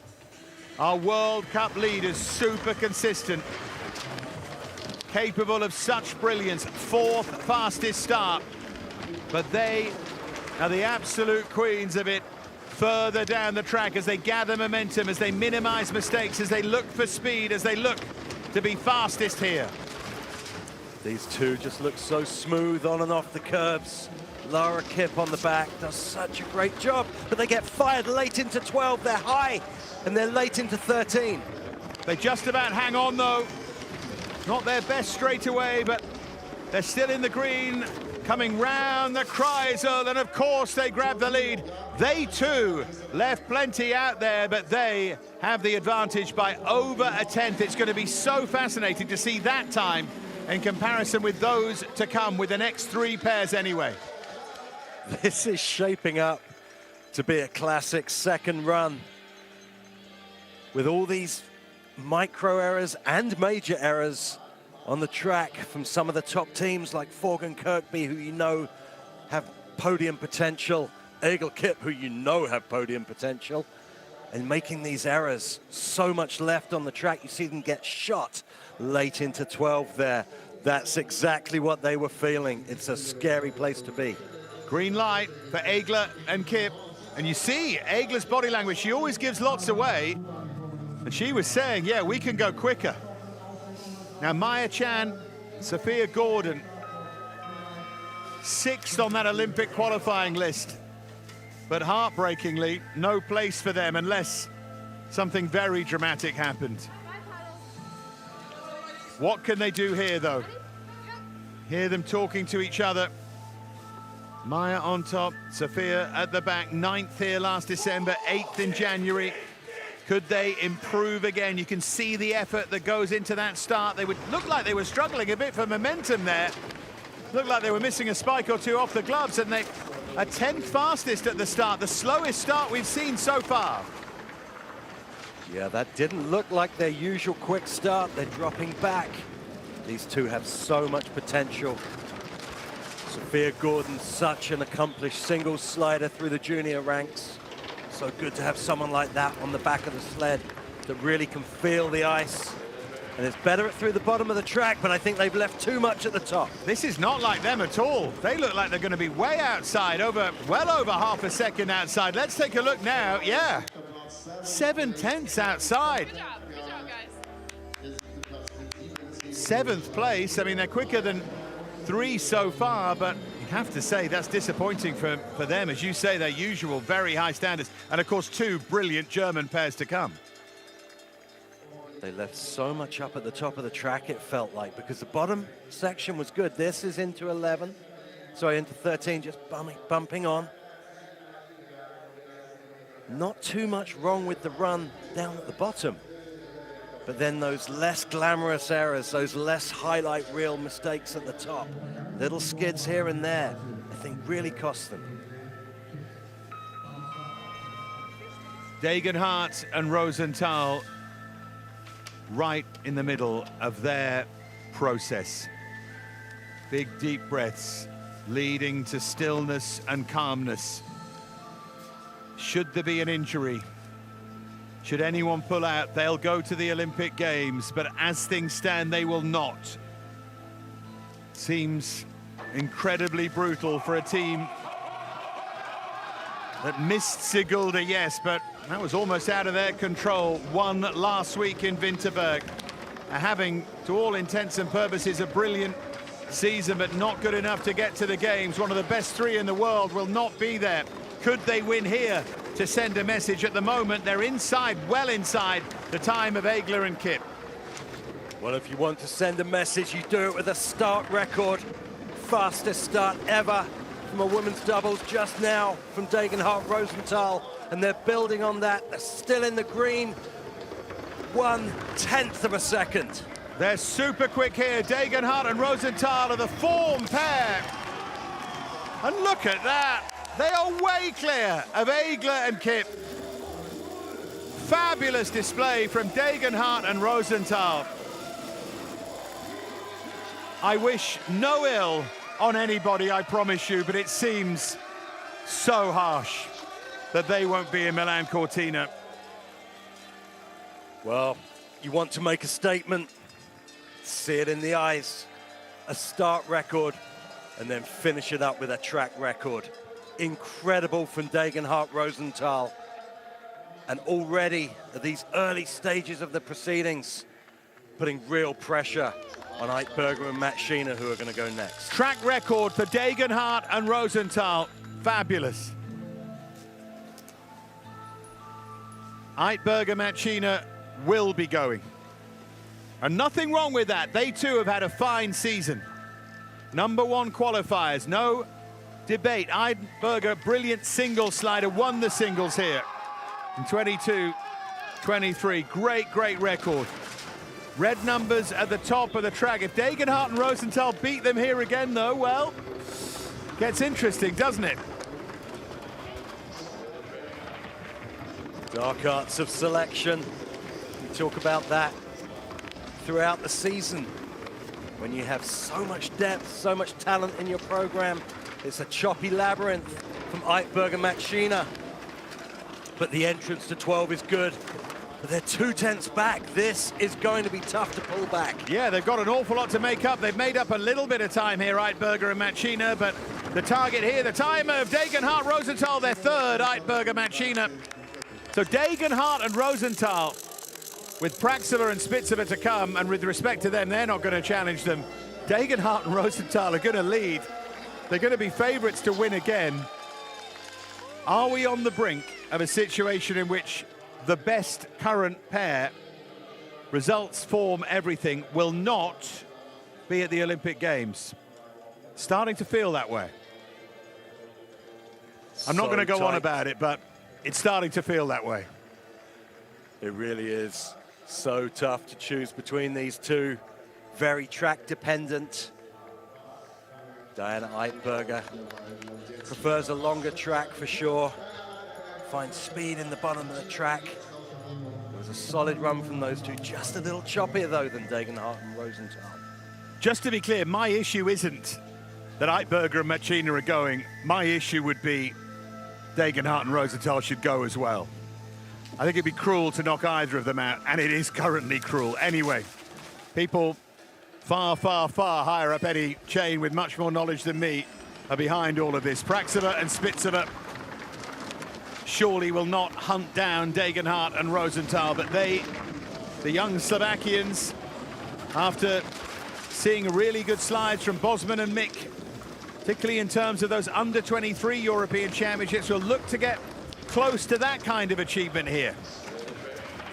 Yeah, Praxila and Spitzer putting together a good run high on the exit of 11, but they get away with it into 12.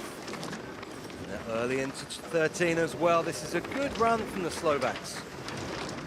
Yeah, they're going to end up, I think, 13th of 13, but they are learning all the time. They did that with a fair bit of class. Nearly 2 seconds outside the fabulous time of Degenhardt and Rosenthal. We've got some second run to come. Degenhardt and Rosenthal with a start record, with a track record, lead the way here in Oberhof.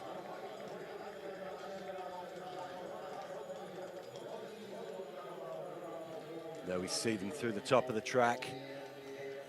It was a clean run, but you need that positive speed at the top and those little details catching up, but they are learning all the time.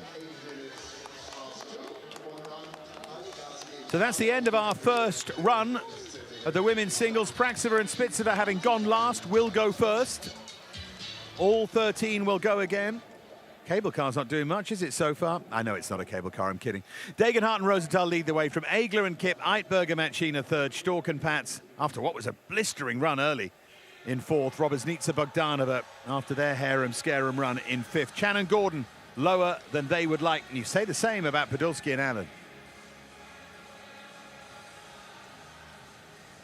So that's our story of the first run of the women's doubles. The second run, after they've properly cleared and spritzed the track, will be in 40 minutes time or so. The beautiful pictures all around Oberhof. And the next race, as you can see, 14:08 is when the second run of the women's doubles goes. The moment, Degenhardt and Rosenthal, in many ways the ghosts at the feast, are the ones who lead the way. Eigler and Kipp second, Eitberger, Matchina third. Our second run to come in 40 minutes time here from Oberhof. Can Degenhardt and Rosenthal do it again?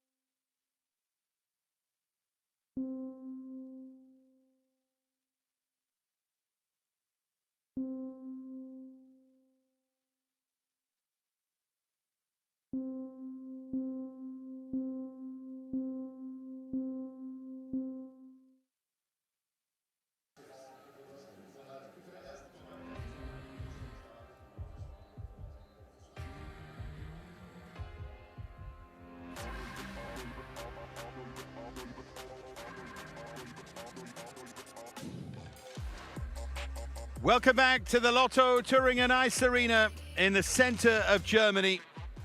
This wonderful luge-specific track.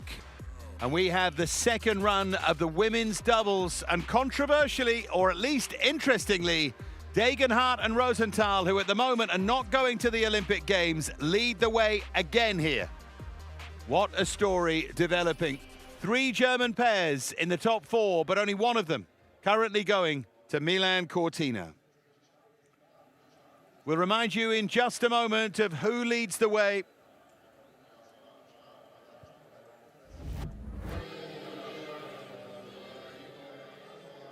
Eitberger and Matschina currently in third. They are the pair going to the Olympic Games for Germany.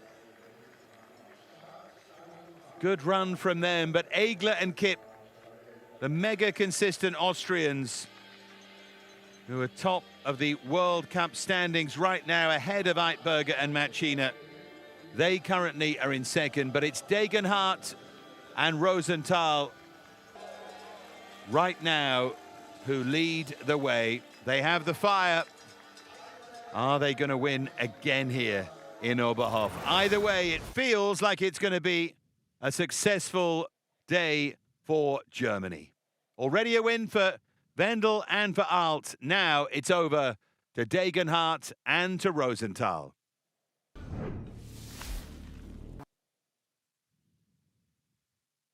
Well, let's remind ourselves of the track length, of how everything looks here. 11 corners. And it happens to you so quickly here. Straight away into turn 4. That's where you carry speed and you try and set up the signature sequence from turns 8 to 11, that S combination. And then the Zielkurve there, the Kreisel, see it right at the end, is where you finish. No room for any error. Errors at the top compounded down at the bottom of the track. Our 2-time Olympian Mark Hatton is along with us to watch the second run of the women's doubles, as he is all the way through to the Winter Olympic Games and beyond. And here's his POV. This is where they drop into the track, curve 4, into curve 5, and then 6-7's a really important combination right here, because this sets you up for 8, which in turn is the gateway to the labyrinth. 9, 10, they come quickly, and then 11's a long, high curve. And then 12, we saw a lot of mistakes in 12. There's a lot of real estate to mess up in, and then it shoots you down into 14, down that long straightaway. And we've seen some teams pick up time in that finish curve. It's great to get that view of the Kreisel. Really is something, isn't it? And it makes you realize how tough the team relay is going to be. We'll focus on that at the start of the team relay and just remind you where that button is and how you have to hit it. I'd be amazed if everyone gets through that. I really will. I know they've done it before at Oberhof, but seriously. Praxever and Spitzova will get the 13 underway here. And then it will go all the way through via Rupita and Pavlova to Degenhardt and Rosenthal, who lead the way. And they've got a healthy lead as well, well over a 1/10 of a second. Their track record looks pretty good right now. So the crowd gathering in Oberhof. It is World Luge Day.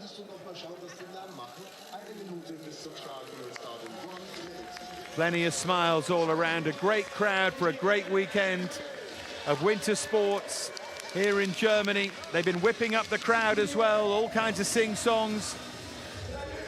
1 or 2 terrifying mascots.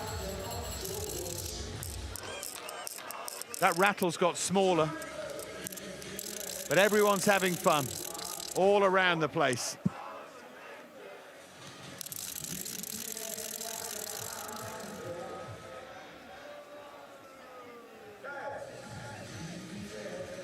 Ready to go.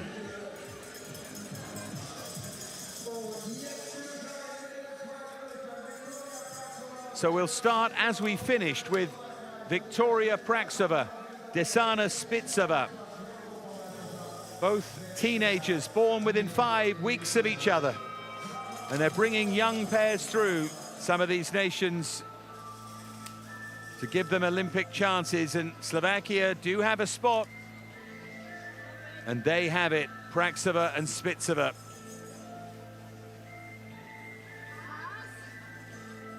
'13th of 13.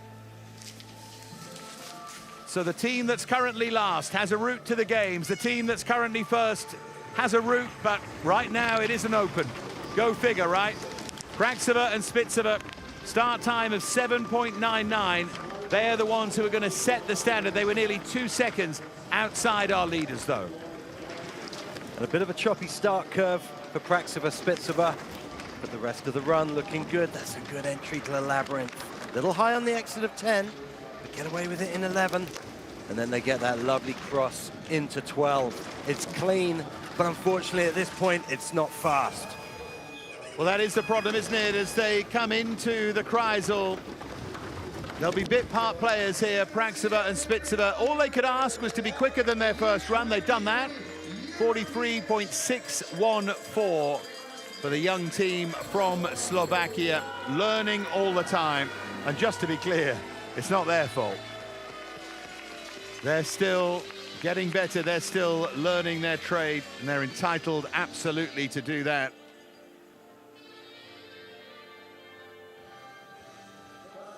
There we see the start, and the start curve they had some problems in, but this is exit 10 to 11. You see how short that transition is. There's not a lot of space on the track to fix your mistakes, and that's why it's such a luge's track. BT Podolski and Kaylee Allen, they'll be really disappointed with their opening run. Yeah, they were significantly quicker than Praksova and Spitsova by over half a second, but still slow for them. They wouldn't expect to be starting in 12th. They've got time to make up on those in front of them. It is possible that they need a very good second run here, the two Calgary-based athletes. Podolski, Allen into the track. They made a few mistakes on their first run, as expected, with a good cushion, 3/4 of a second. And then this is the lineup into curve 8.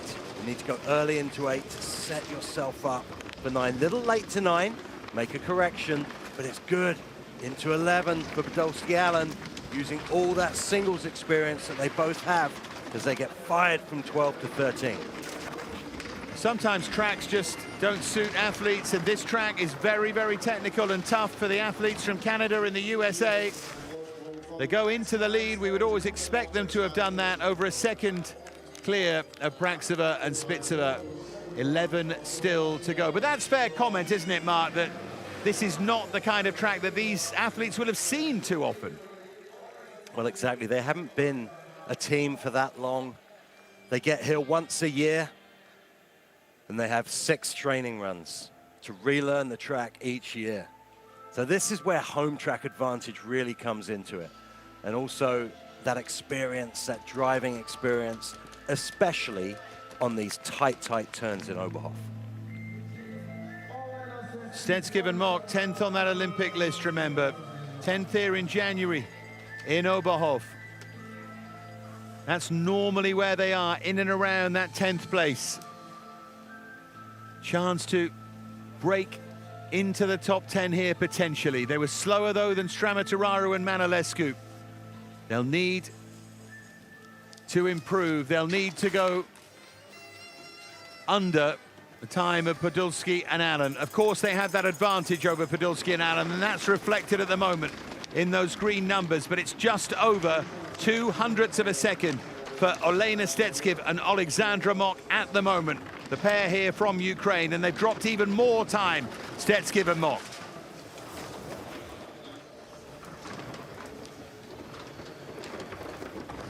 So here they come. Down through the labyrinth they go. And then into that straight before the Kreisel. They've lost time here, and Stetsky and Mock swing around to the finish in the red numbers, so Podolski and Allen will go up one place here. That's good news for Beatty and Cayley.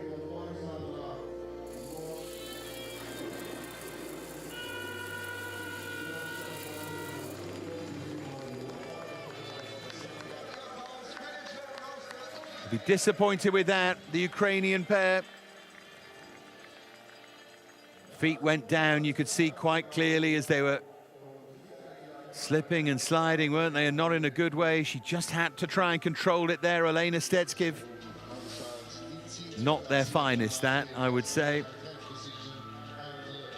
Now then, Raluca Strama-Tararu, along with Michaela Manolescu, the soldier Manolescu. Familiar route into this sport. They will go to those Olympic Games for Romania.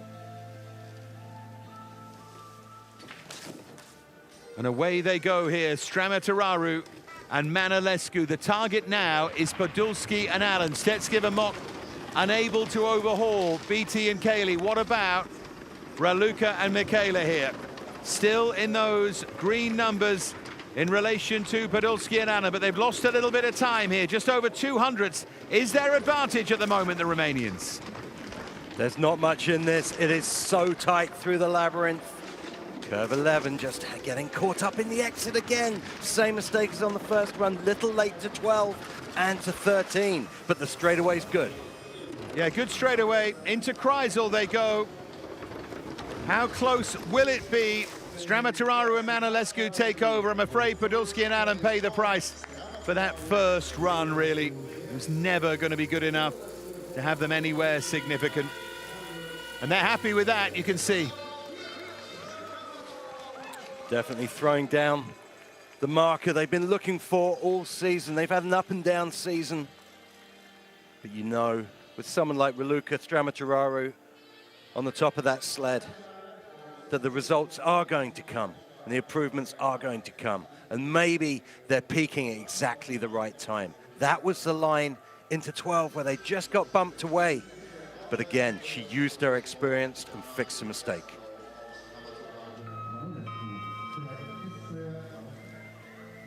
Top 9, led by Maya Chan, Sophia Gordon, who were disappointed with that first run. They do not want to be down here in 9th, 6th, remember, on that Olympic qualifying list. That's normally their kind of territory, 5th and 6th. They won't be going to the games, though, as number 2 USA sled, but they want to finish as high here as they can. They've got the likes of Domovic, Pivkoska, Upita and Pavlova and their teammates, Forgan and Kirkby, in their sights. Again, just a sense, not a course that particularly suits Chan and Gordon. They're trying to make the most of it as they hunt down, first of all, Strama-Tararu and Manolescu.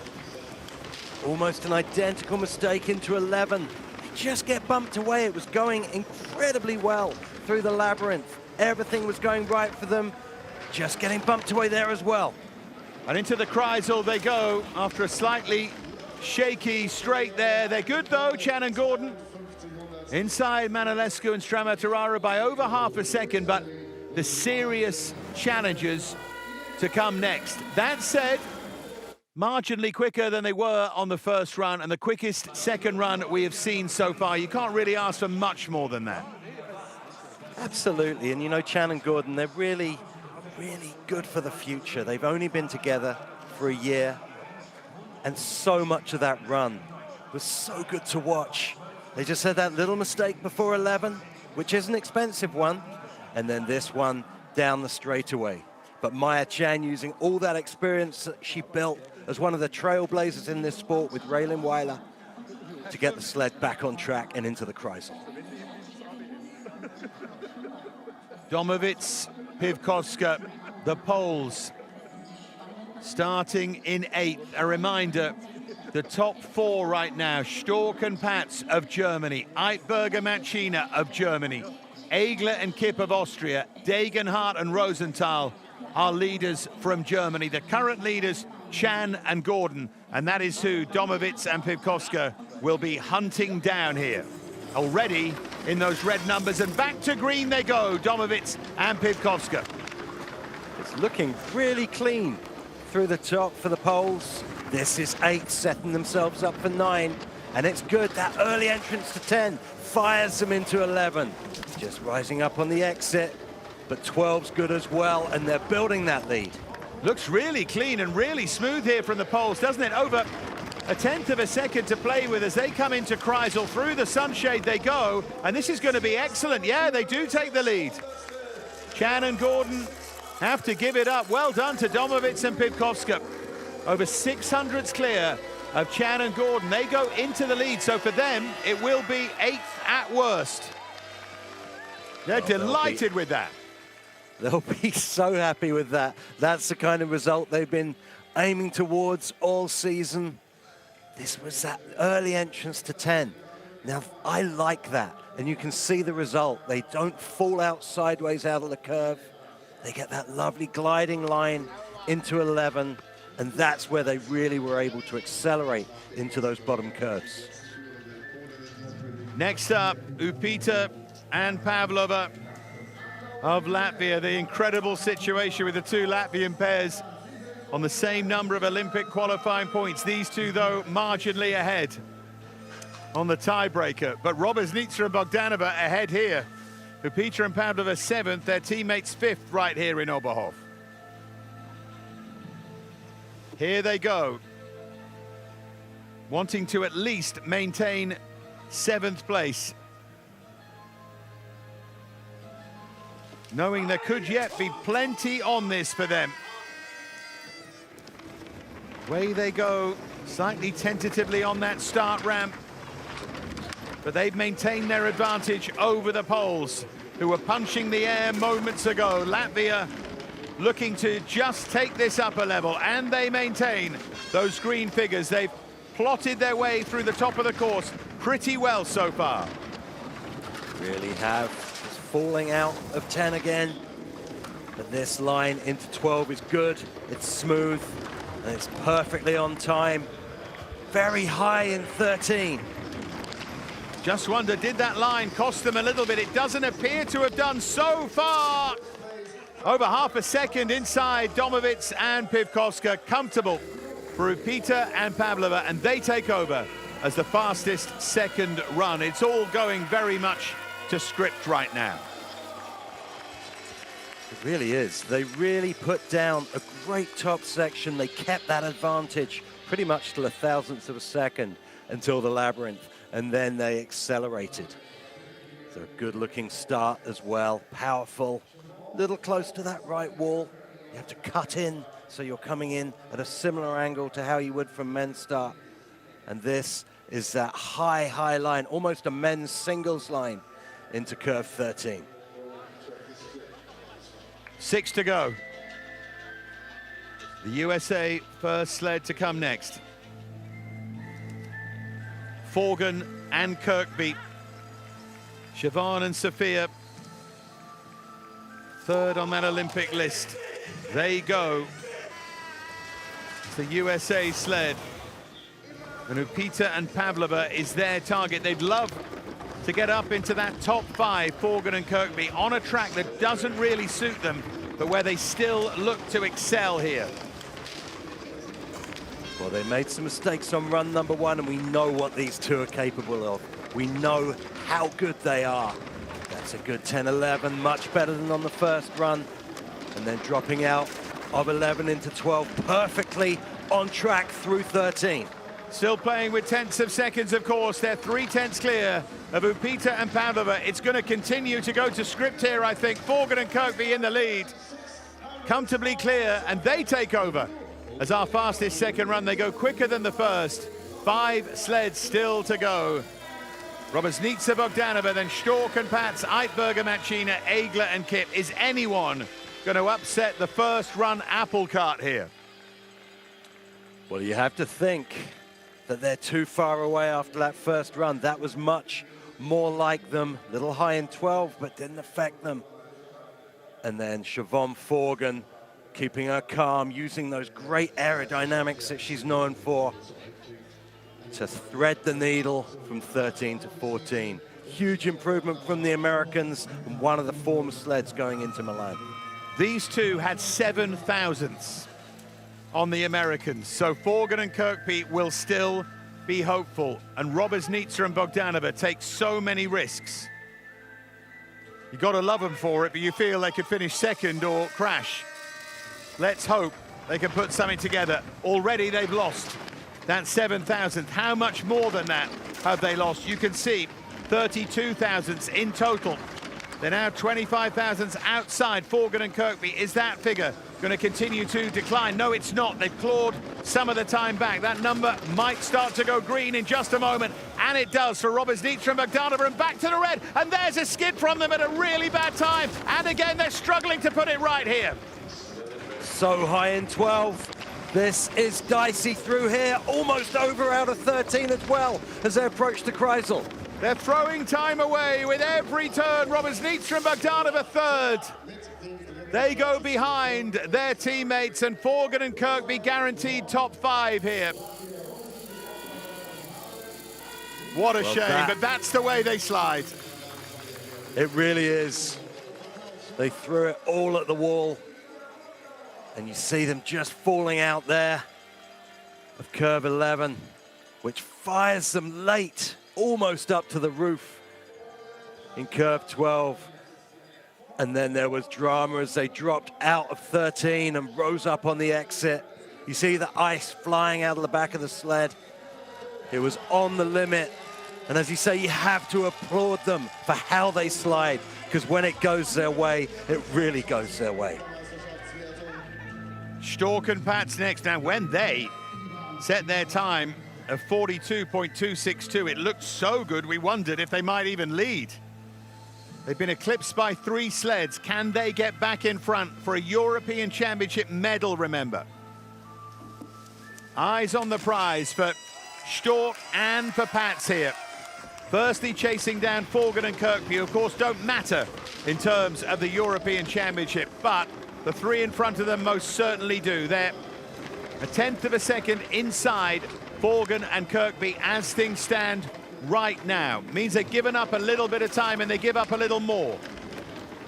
Time's just slipping away on the entrance to the labyrinth. It's a good 10-11 though. That's going to help their cause through the bottom, but high on the exit 11, skidding into 12. Still got over a 1/10 here. They're still holding on, but the line's dreadful there. Oh, it's a huge mistake. They're struggling to hang on into Kreisel. It's cost them absolutely everything, but somehow they hang on for second. Forgan and Kirkby still lead, but Stork and Pats with a huge mistake. They did well to stay on the sled and limit the damage. Huge opportunity missed from Stork and Pats. They know it looks like they're okay. That exit 13 was so dicey. There's where the problem started out of 11. You see that high line in 12. And then here into 13. High in the entrance, they drop down early and get thrown back up on one steel, hand out of the sled. Really playing with fire and very lucky to finish the run. And remember, even though they want to win, these athletes care about each other, and that's a genuine reaction from the Americans. 3 to go. Eitberger, Machina, with time in hand on Forgan and Kirkby. Surely they're going to be top 3. It's a question of whether they can overhaul those in front of them. Or will they be bested yet again by Degenhardt and Rosenthal, their teammates? Let's see. Eitberger and Machina underway. Well, this is what's making this such a fascinating second run. Eitberger and Machina left so much time out there on run number 1, as did the next sled to go, Egel and Kipp. The only people with a real perfect run with Degenhardt and Rosenthal, our leaders. Eitberger and Machina, though, putting together something useful. 1/4 of a second in the lead. Could be very useful, couldn't it? Look at the speed down there. Diana Eitberger drives them on here. They're going to eclipse Forgan and Kirkby, but by how much?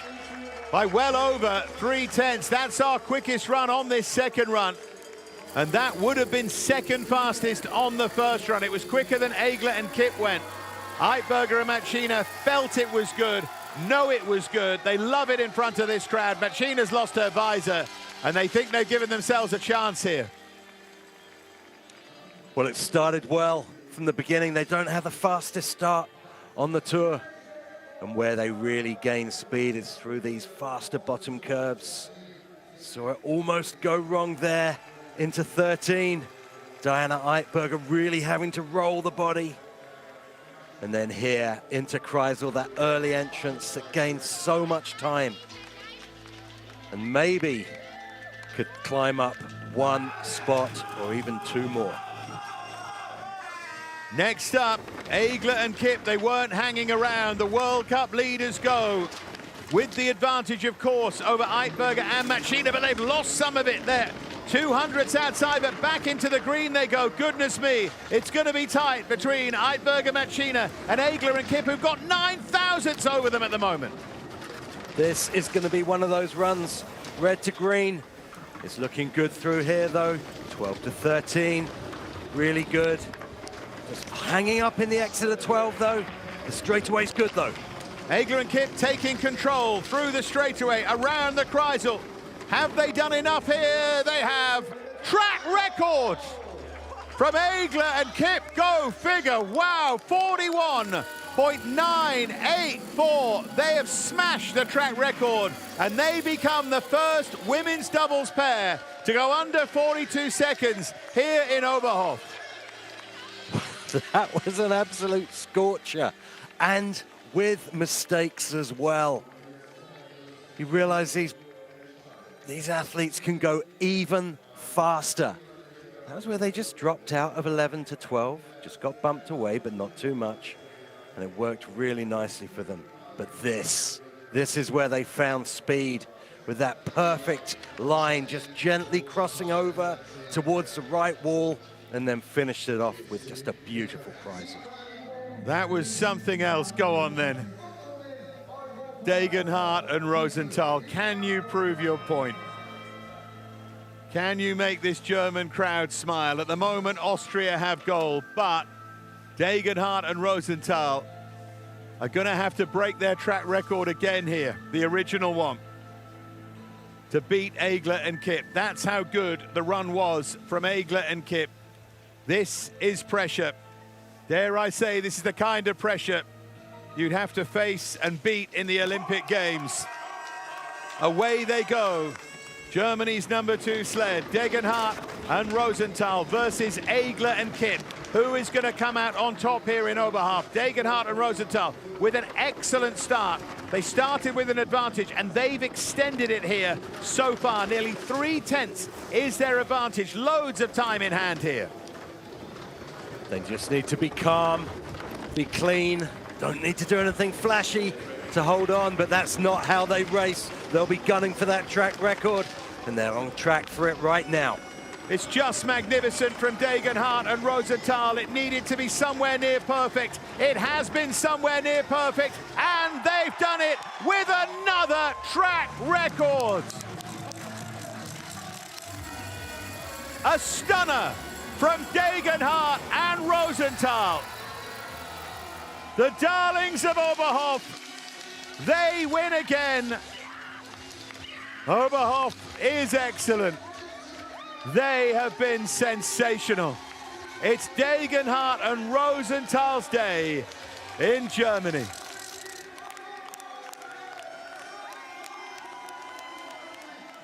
So Degenhardt and Rosenthal win it with the most thrilling track record. They smashed Egler and Kip's best mark that they'd only just set and become the second pair to go under 42 here. This was as good as it gets, Mark. It really was, holding their nerve under such huge pressure. Yes, they had a cushion, but they also knew what was thrown down before them. Almost identical line as Egler Kip from 13 to 14. Just that perfect slow drift across to the right-hand wall before Kreisel. And what a run from the Germans. All smiles. Just wonderful. Hats off to Degenhardt and Rosenthal. In fact, hats on for them to keep the cold out. They love them here. And I'm going to say it, Mark, one final time. And I'm being honest here as a sports fan. I know I'm not in the luge gang, and I don't expect you to comment. If they don't end up at the Olympic Games, and it seems they won't, it is a nonsense. It is an absolute nonsense, because they're clearly the best right now, and they're clearly one of the best three by some distance. Degenhardt and Rosenthal win, from Egler and Kipp in second, Eitberger, Machina in third. Then Forgan, Kirkby, a great second run to move up to fourth. Disappointment for Podolski and Allen, you would say, down in 11th. So those are the final results of the women's doubles. Another win for Degenhardt and for Rosenthal. What a day's racing. And now, as if you thought that wasn't enough, the thrills of men's and women's doubles, we've got the team relay to come with a Kreisel and a Button. But let's just enjoy what these two have done. And we will, of course, have the ceremony, and we'll hear from our winning pairs as well. Some days racing here, Mark. It really was. And two track records, one after the other, with inch-perfect lines. And this exit from 13 down to the Kreisel from Degenhardt and Rosenthal, really just topping off their day and showing just how incredible they are.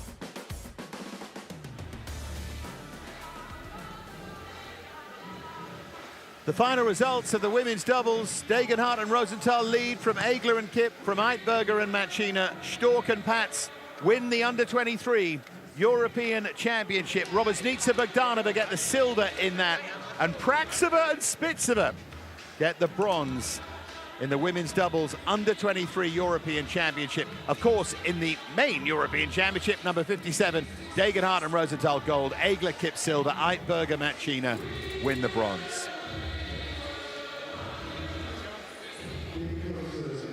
I love the way they're getting the crowd going here. Keeps you warm as well. A home win, and always such a huge crowd here in Oberhof. They love their luge here. They love their winter sports here. And as you say, possibly a few glasses of Glühwein had to keep the cold out. And a home victory, keeping the crowd happy, leading up, as you say, to what's going to be a fascinating team relay. Winners presentation, EBERSPAECHER Luge So Degenhardt and Rosenthal will be favorites for and next week. European Championships und Europameisterschaften. Der dritte Platz. It's going to be interesting to see what changes in the course of the week. They don't want to be third, and the way they punched the air after that second run, they knew how quick it was, but the problem for them was that two went quicker.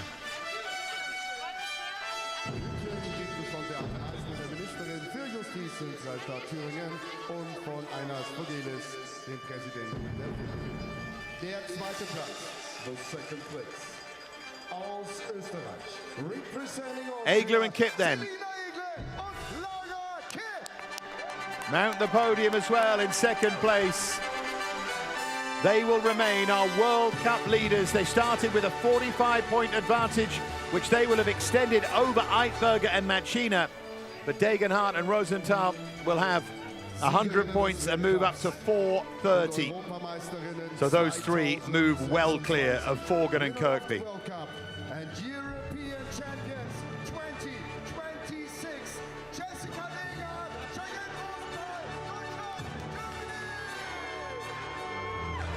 Jessica Degenhardt, Cheyenne Rosenthal do it again. What a season they're having.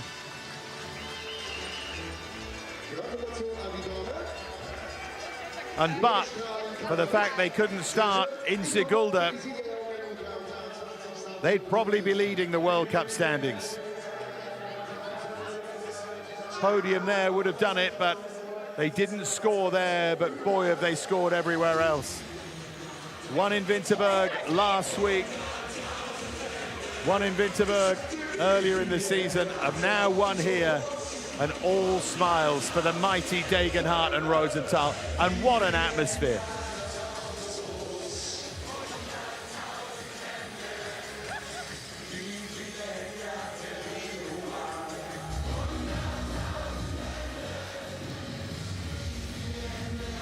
It's like being at a wedding. They love a sing-song, don't they?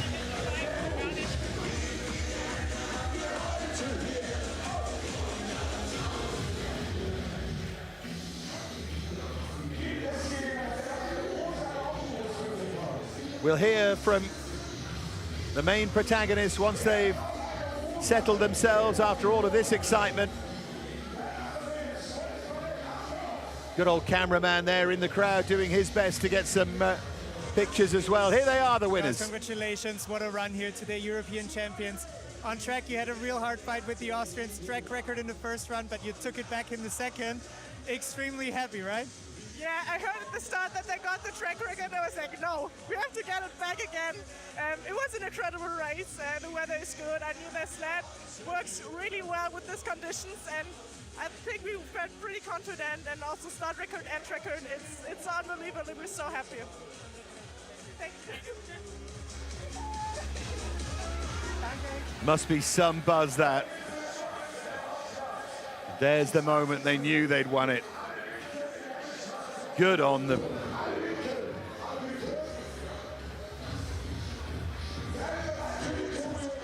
Girls, congratulations. Silver medal in the European Championships. What was not perfect for you today that was for the top spot? I think in the first one we made just too many mistakes. Jessica and Cheyenne they were unbeatable today, so I'm happy for them. I think we just have to make like some work to do, and but we gave our best. Thank you.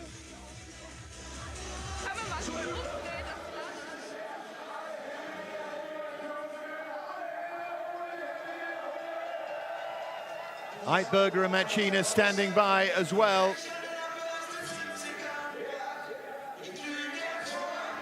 Don't forget that team relay still to come.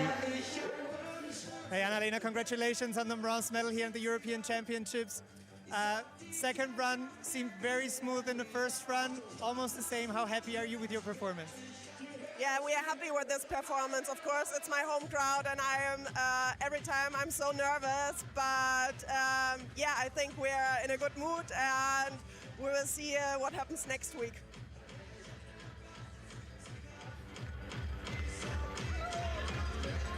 And we will be back in Oberhof next week, but more pertinently, we'll be back shortly with the team relay. And anything could happen in that. I mean, you say that every week, but with the Kreisel here, with what we've seen before in Oberhof, what we've seen so far this season, 7 teams to go in the team relay. A few will have to gather themselves. We will be back with that, but congratulations. We salute the magnificent Degenhardt and Rosenthal. Track record, big win, all smiles. Germany's day continues.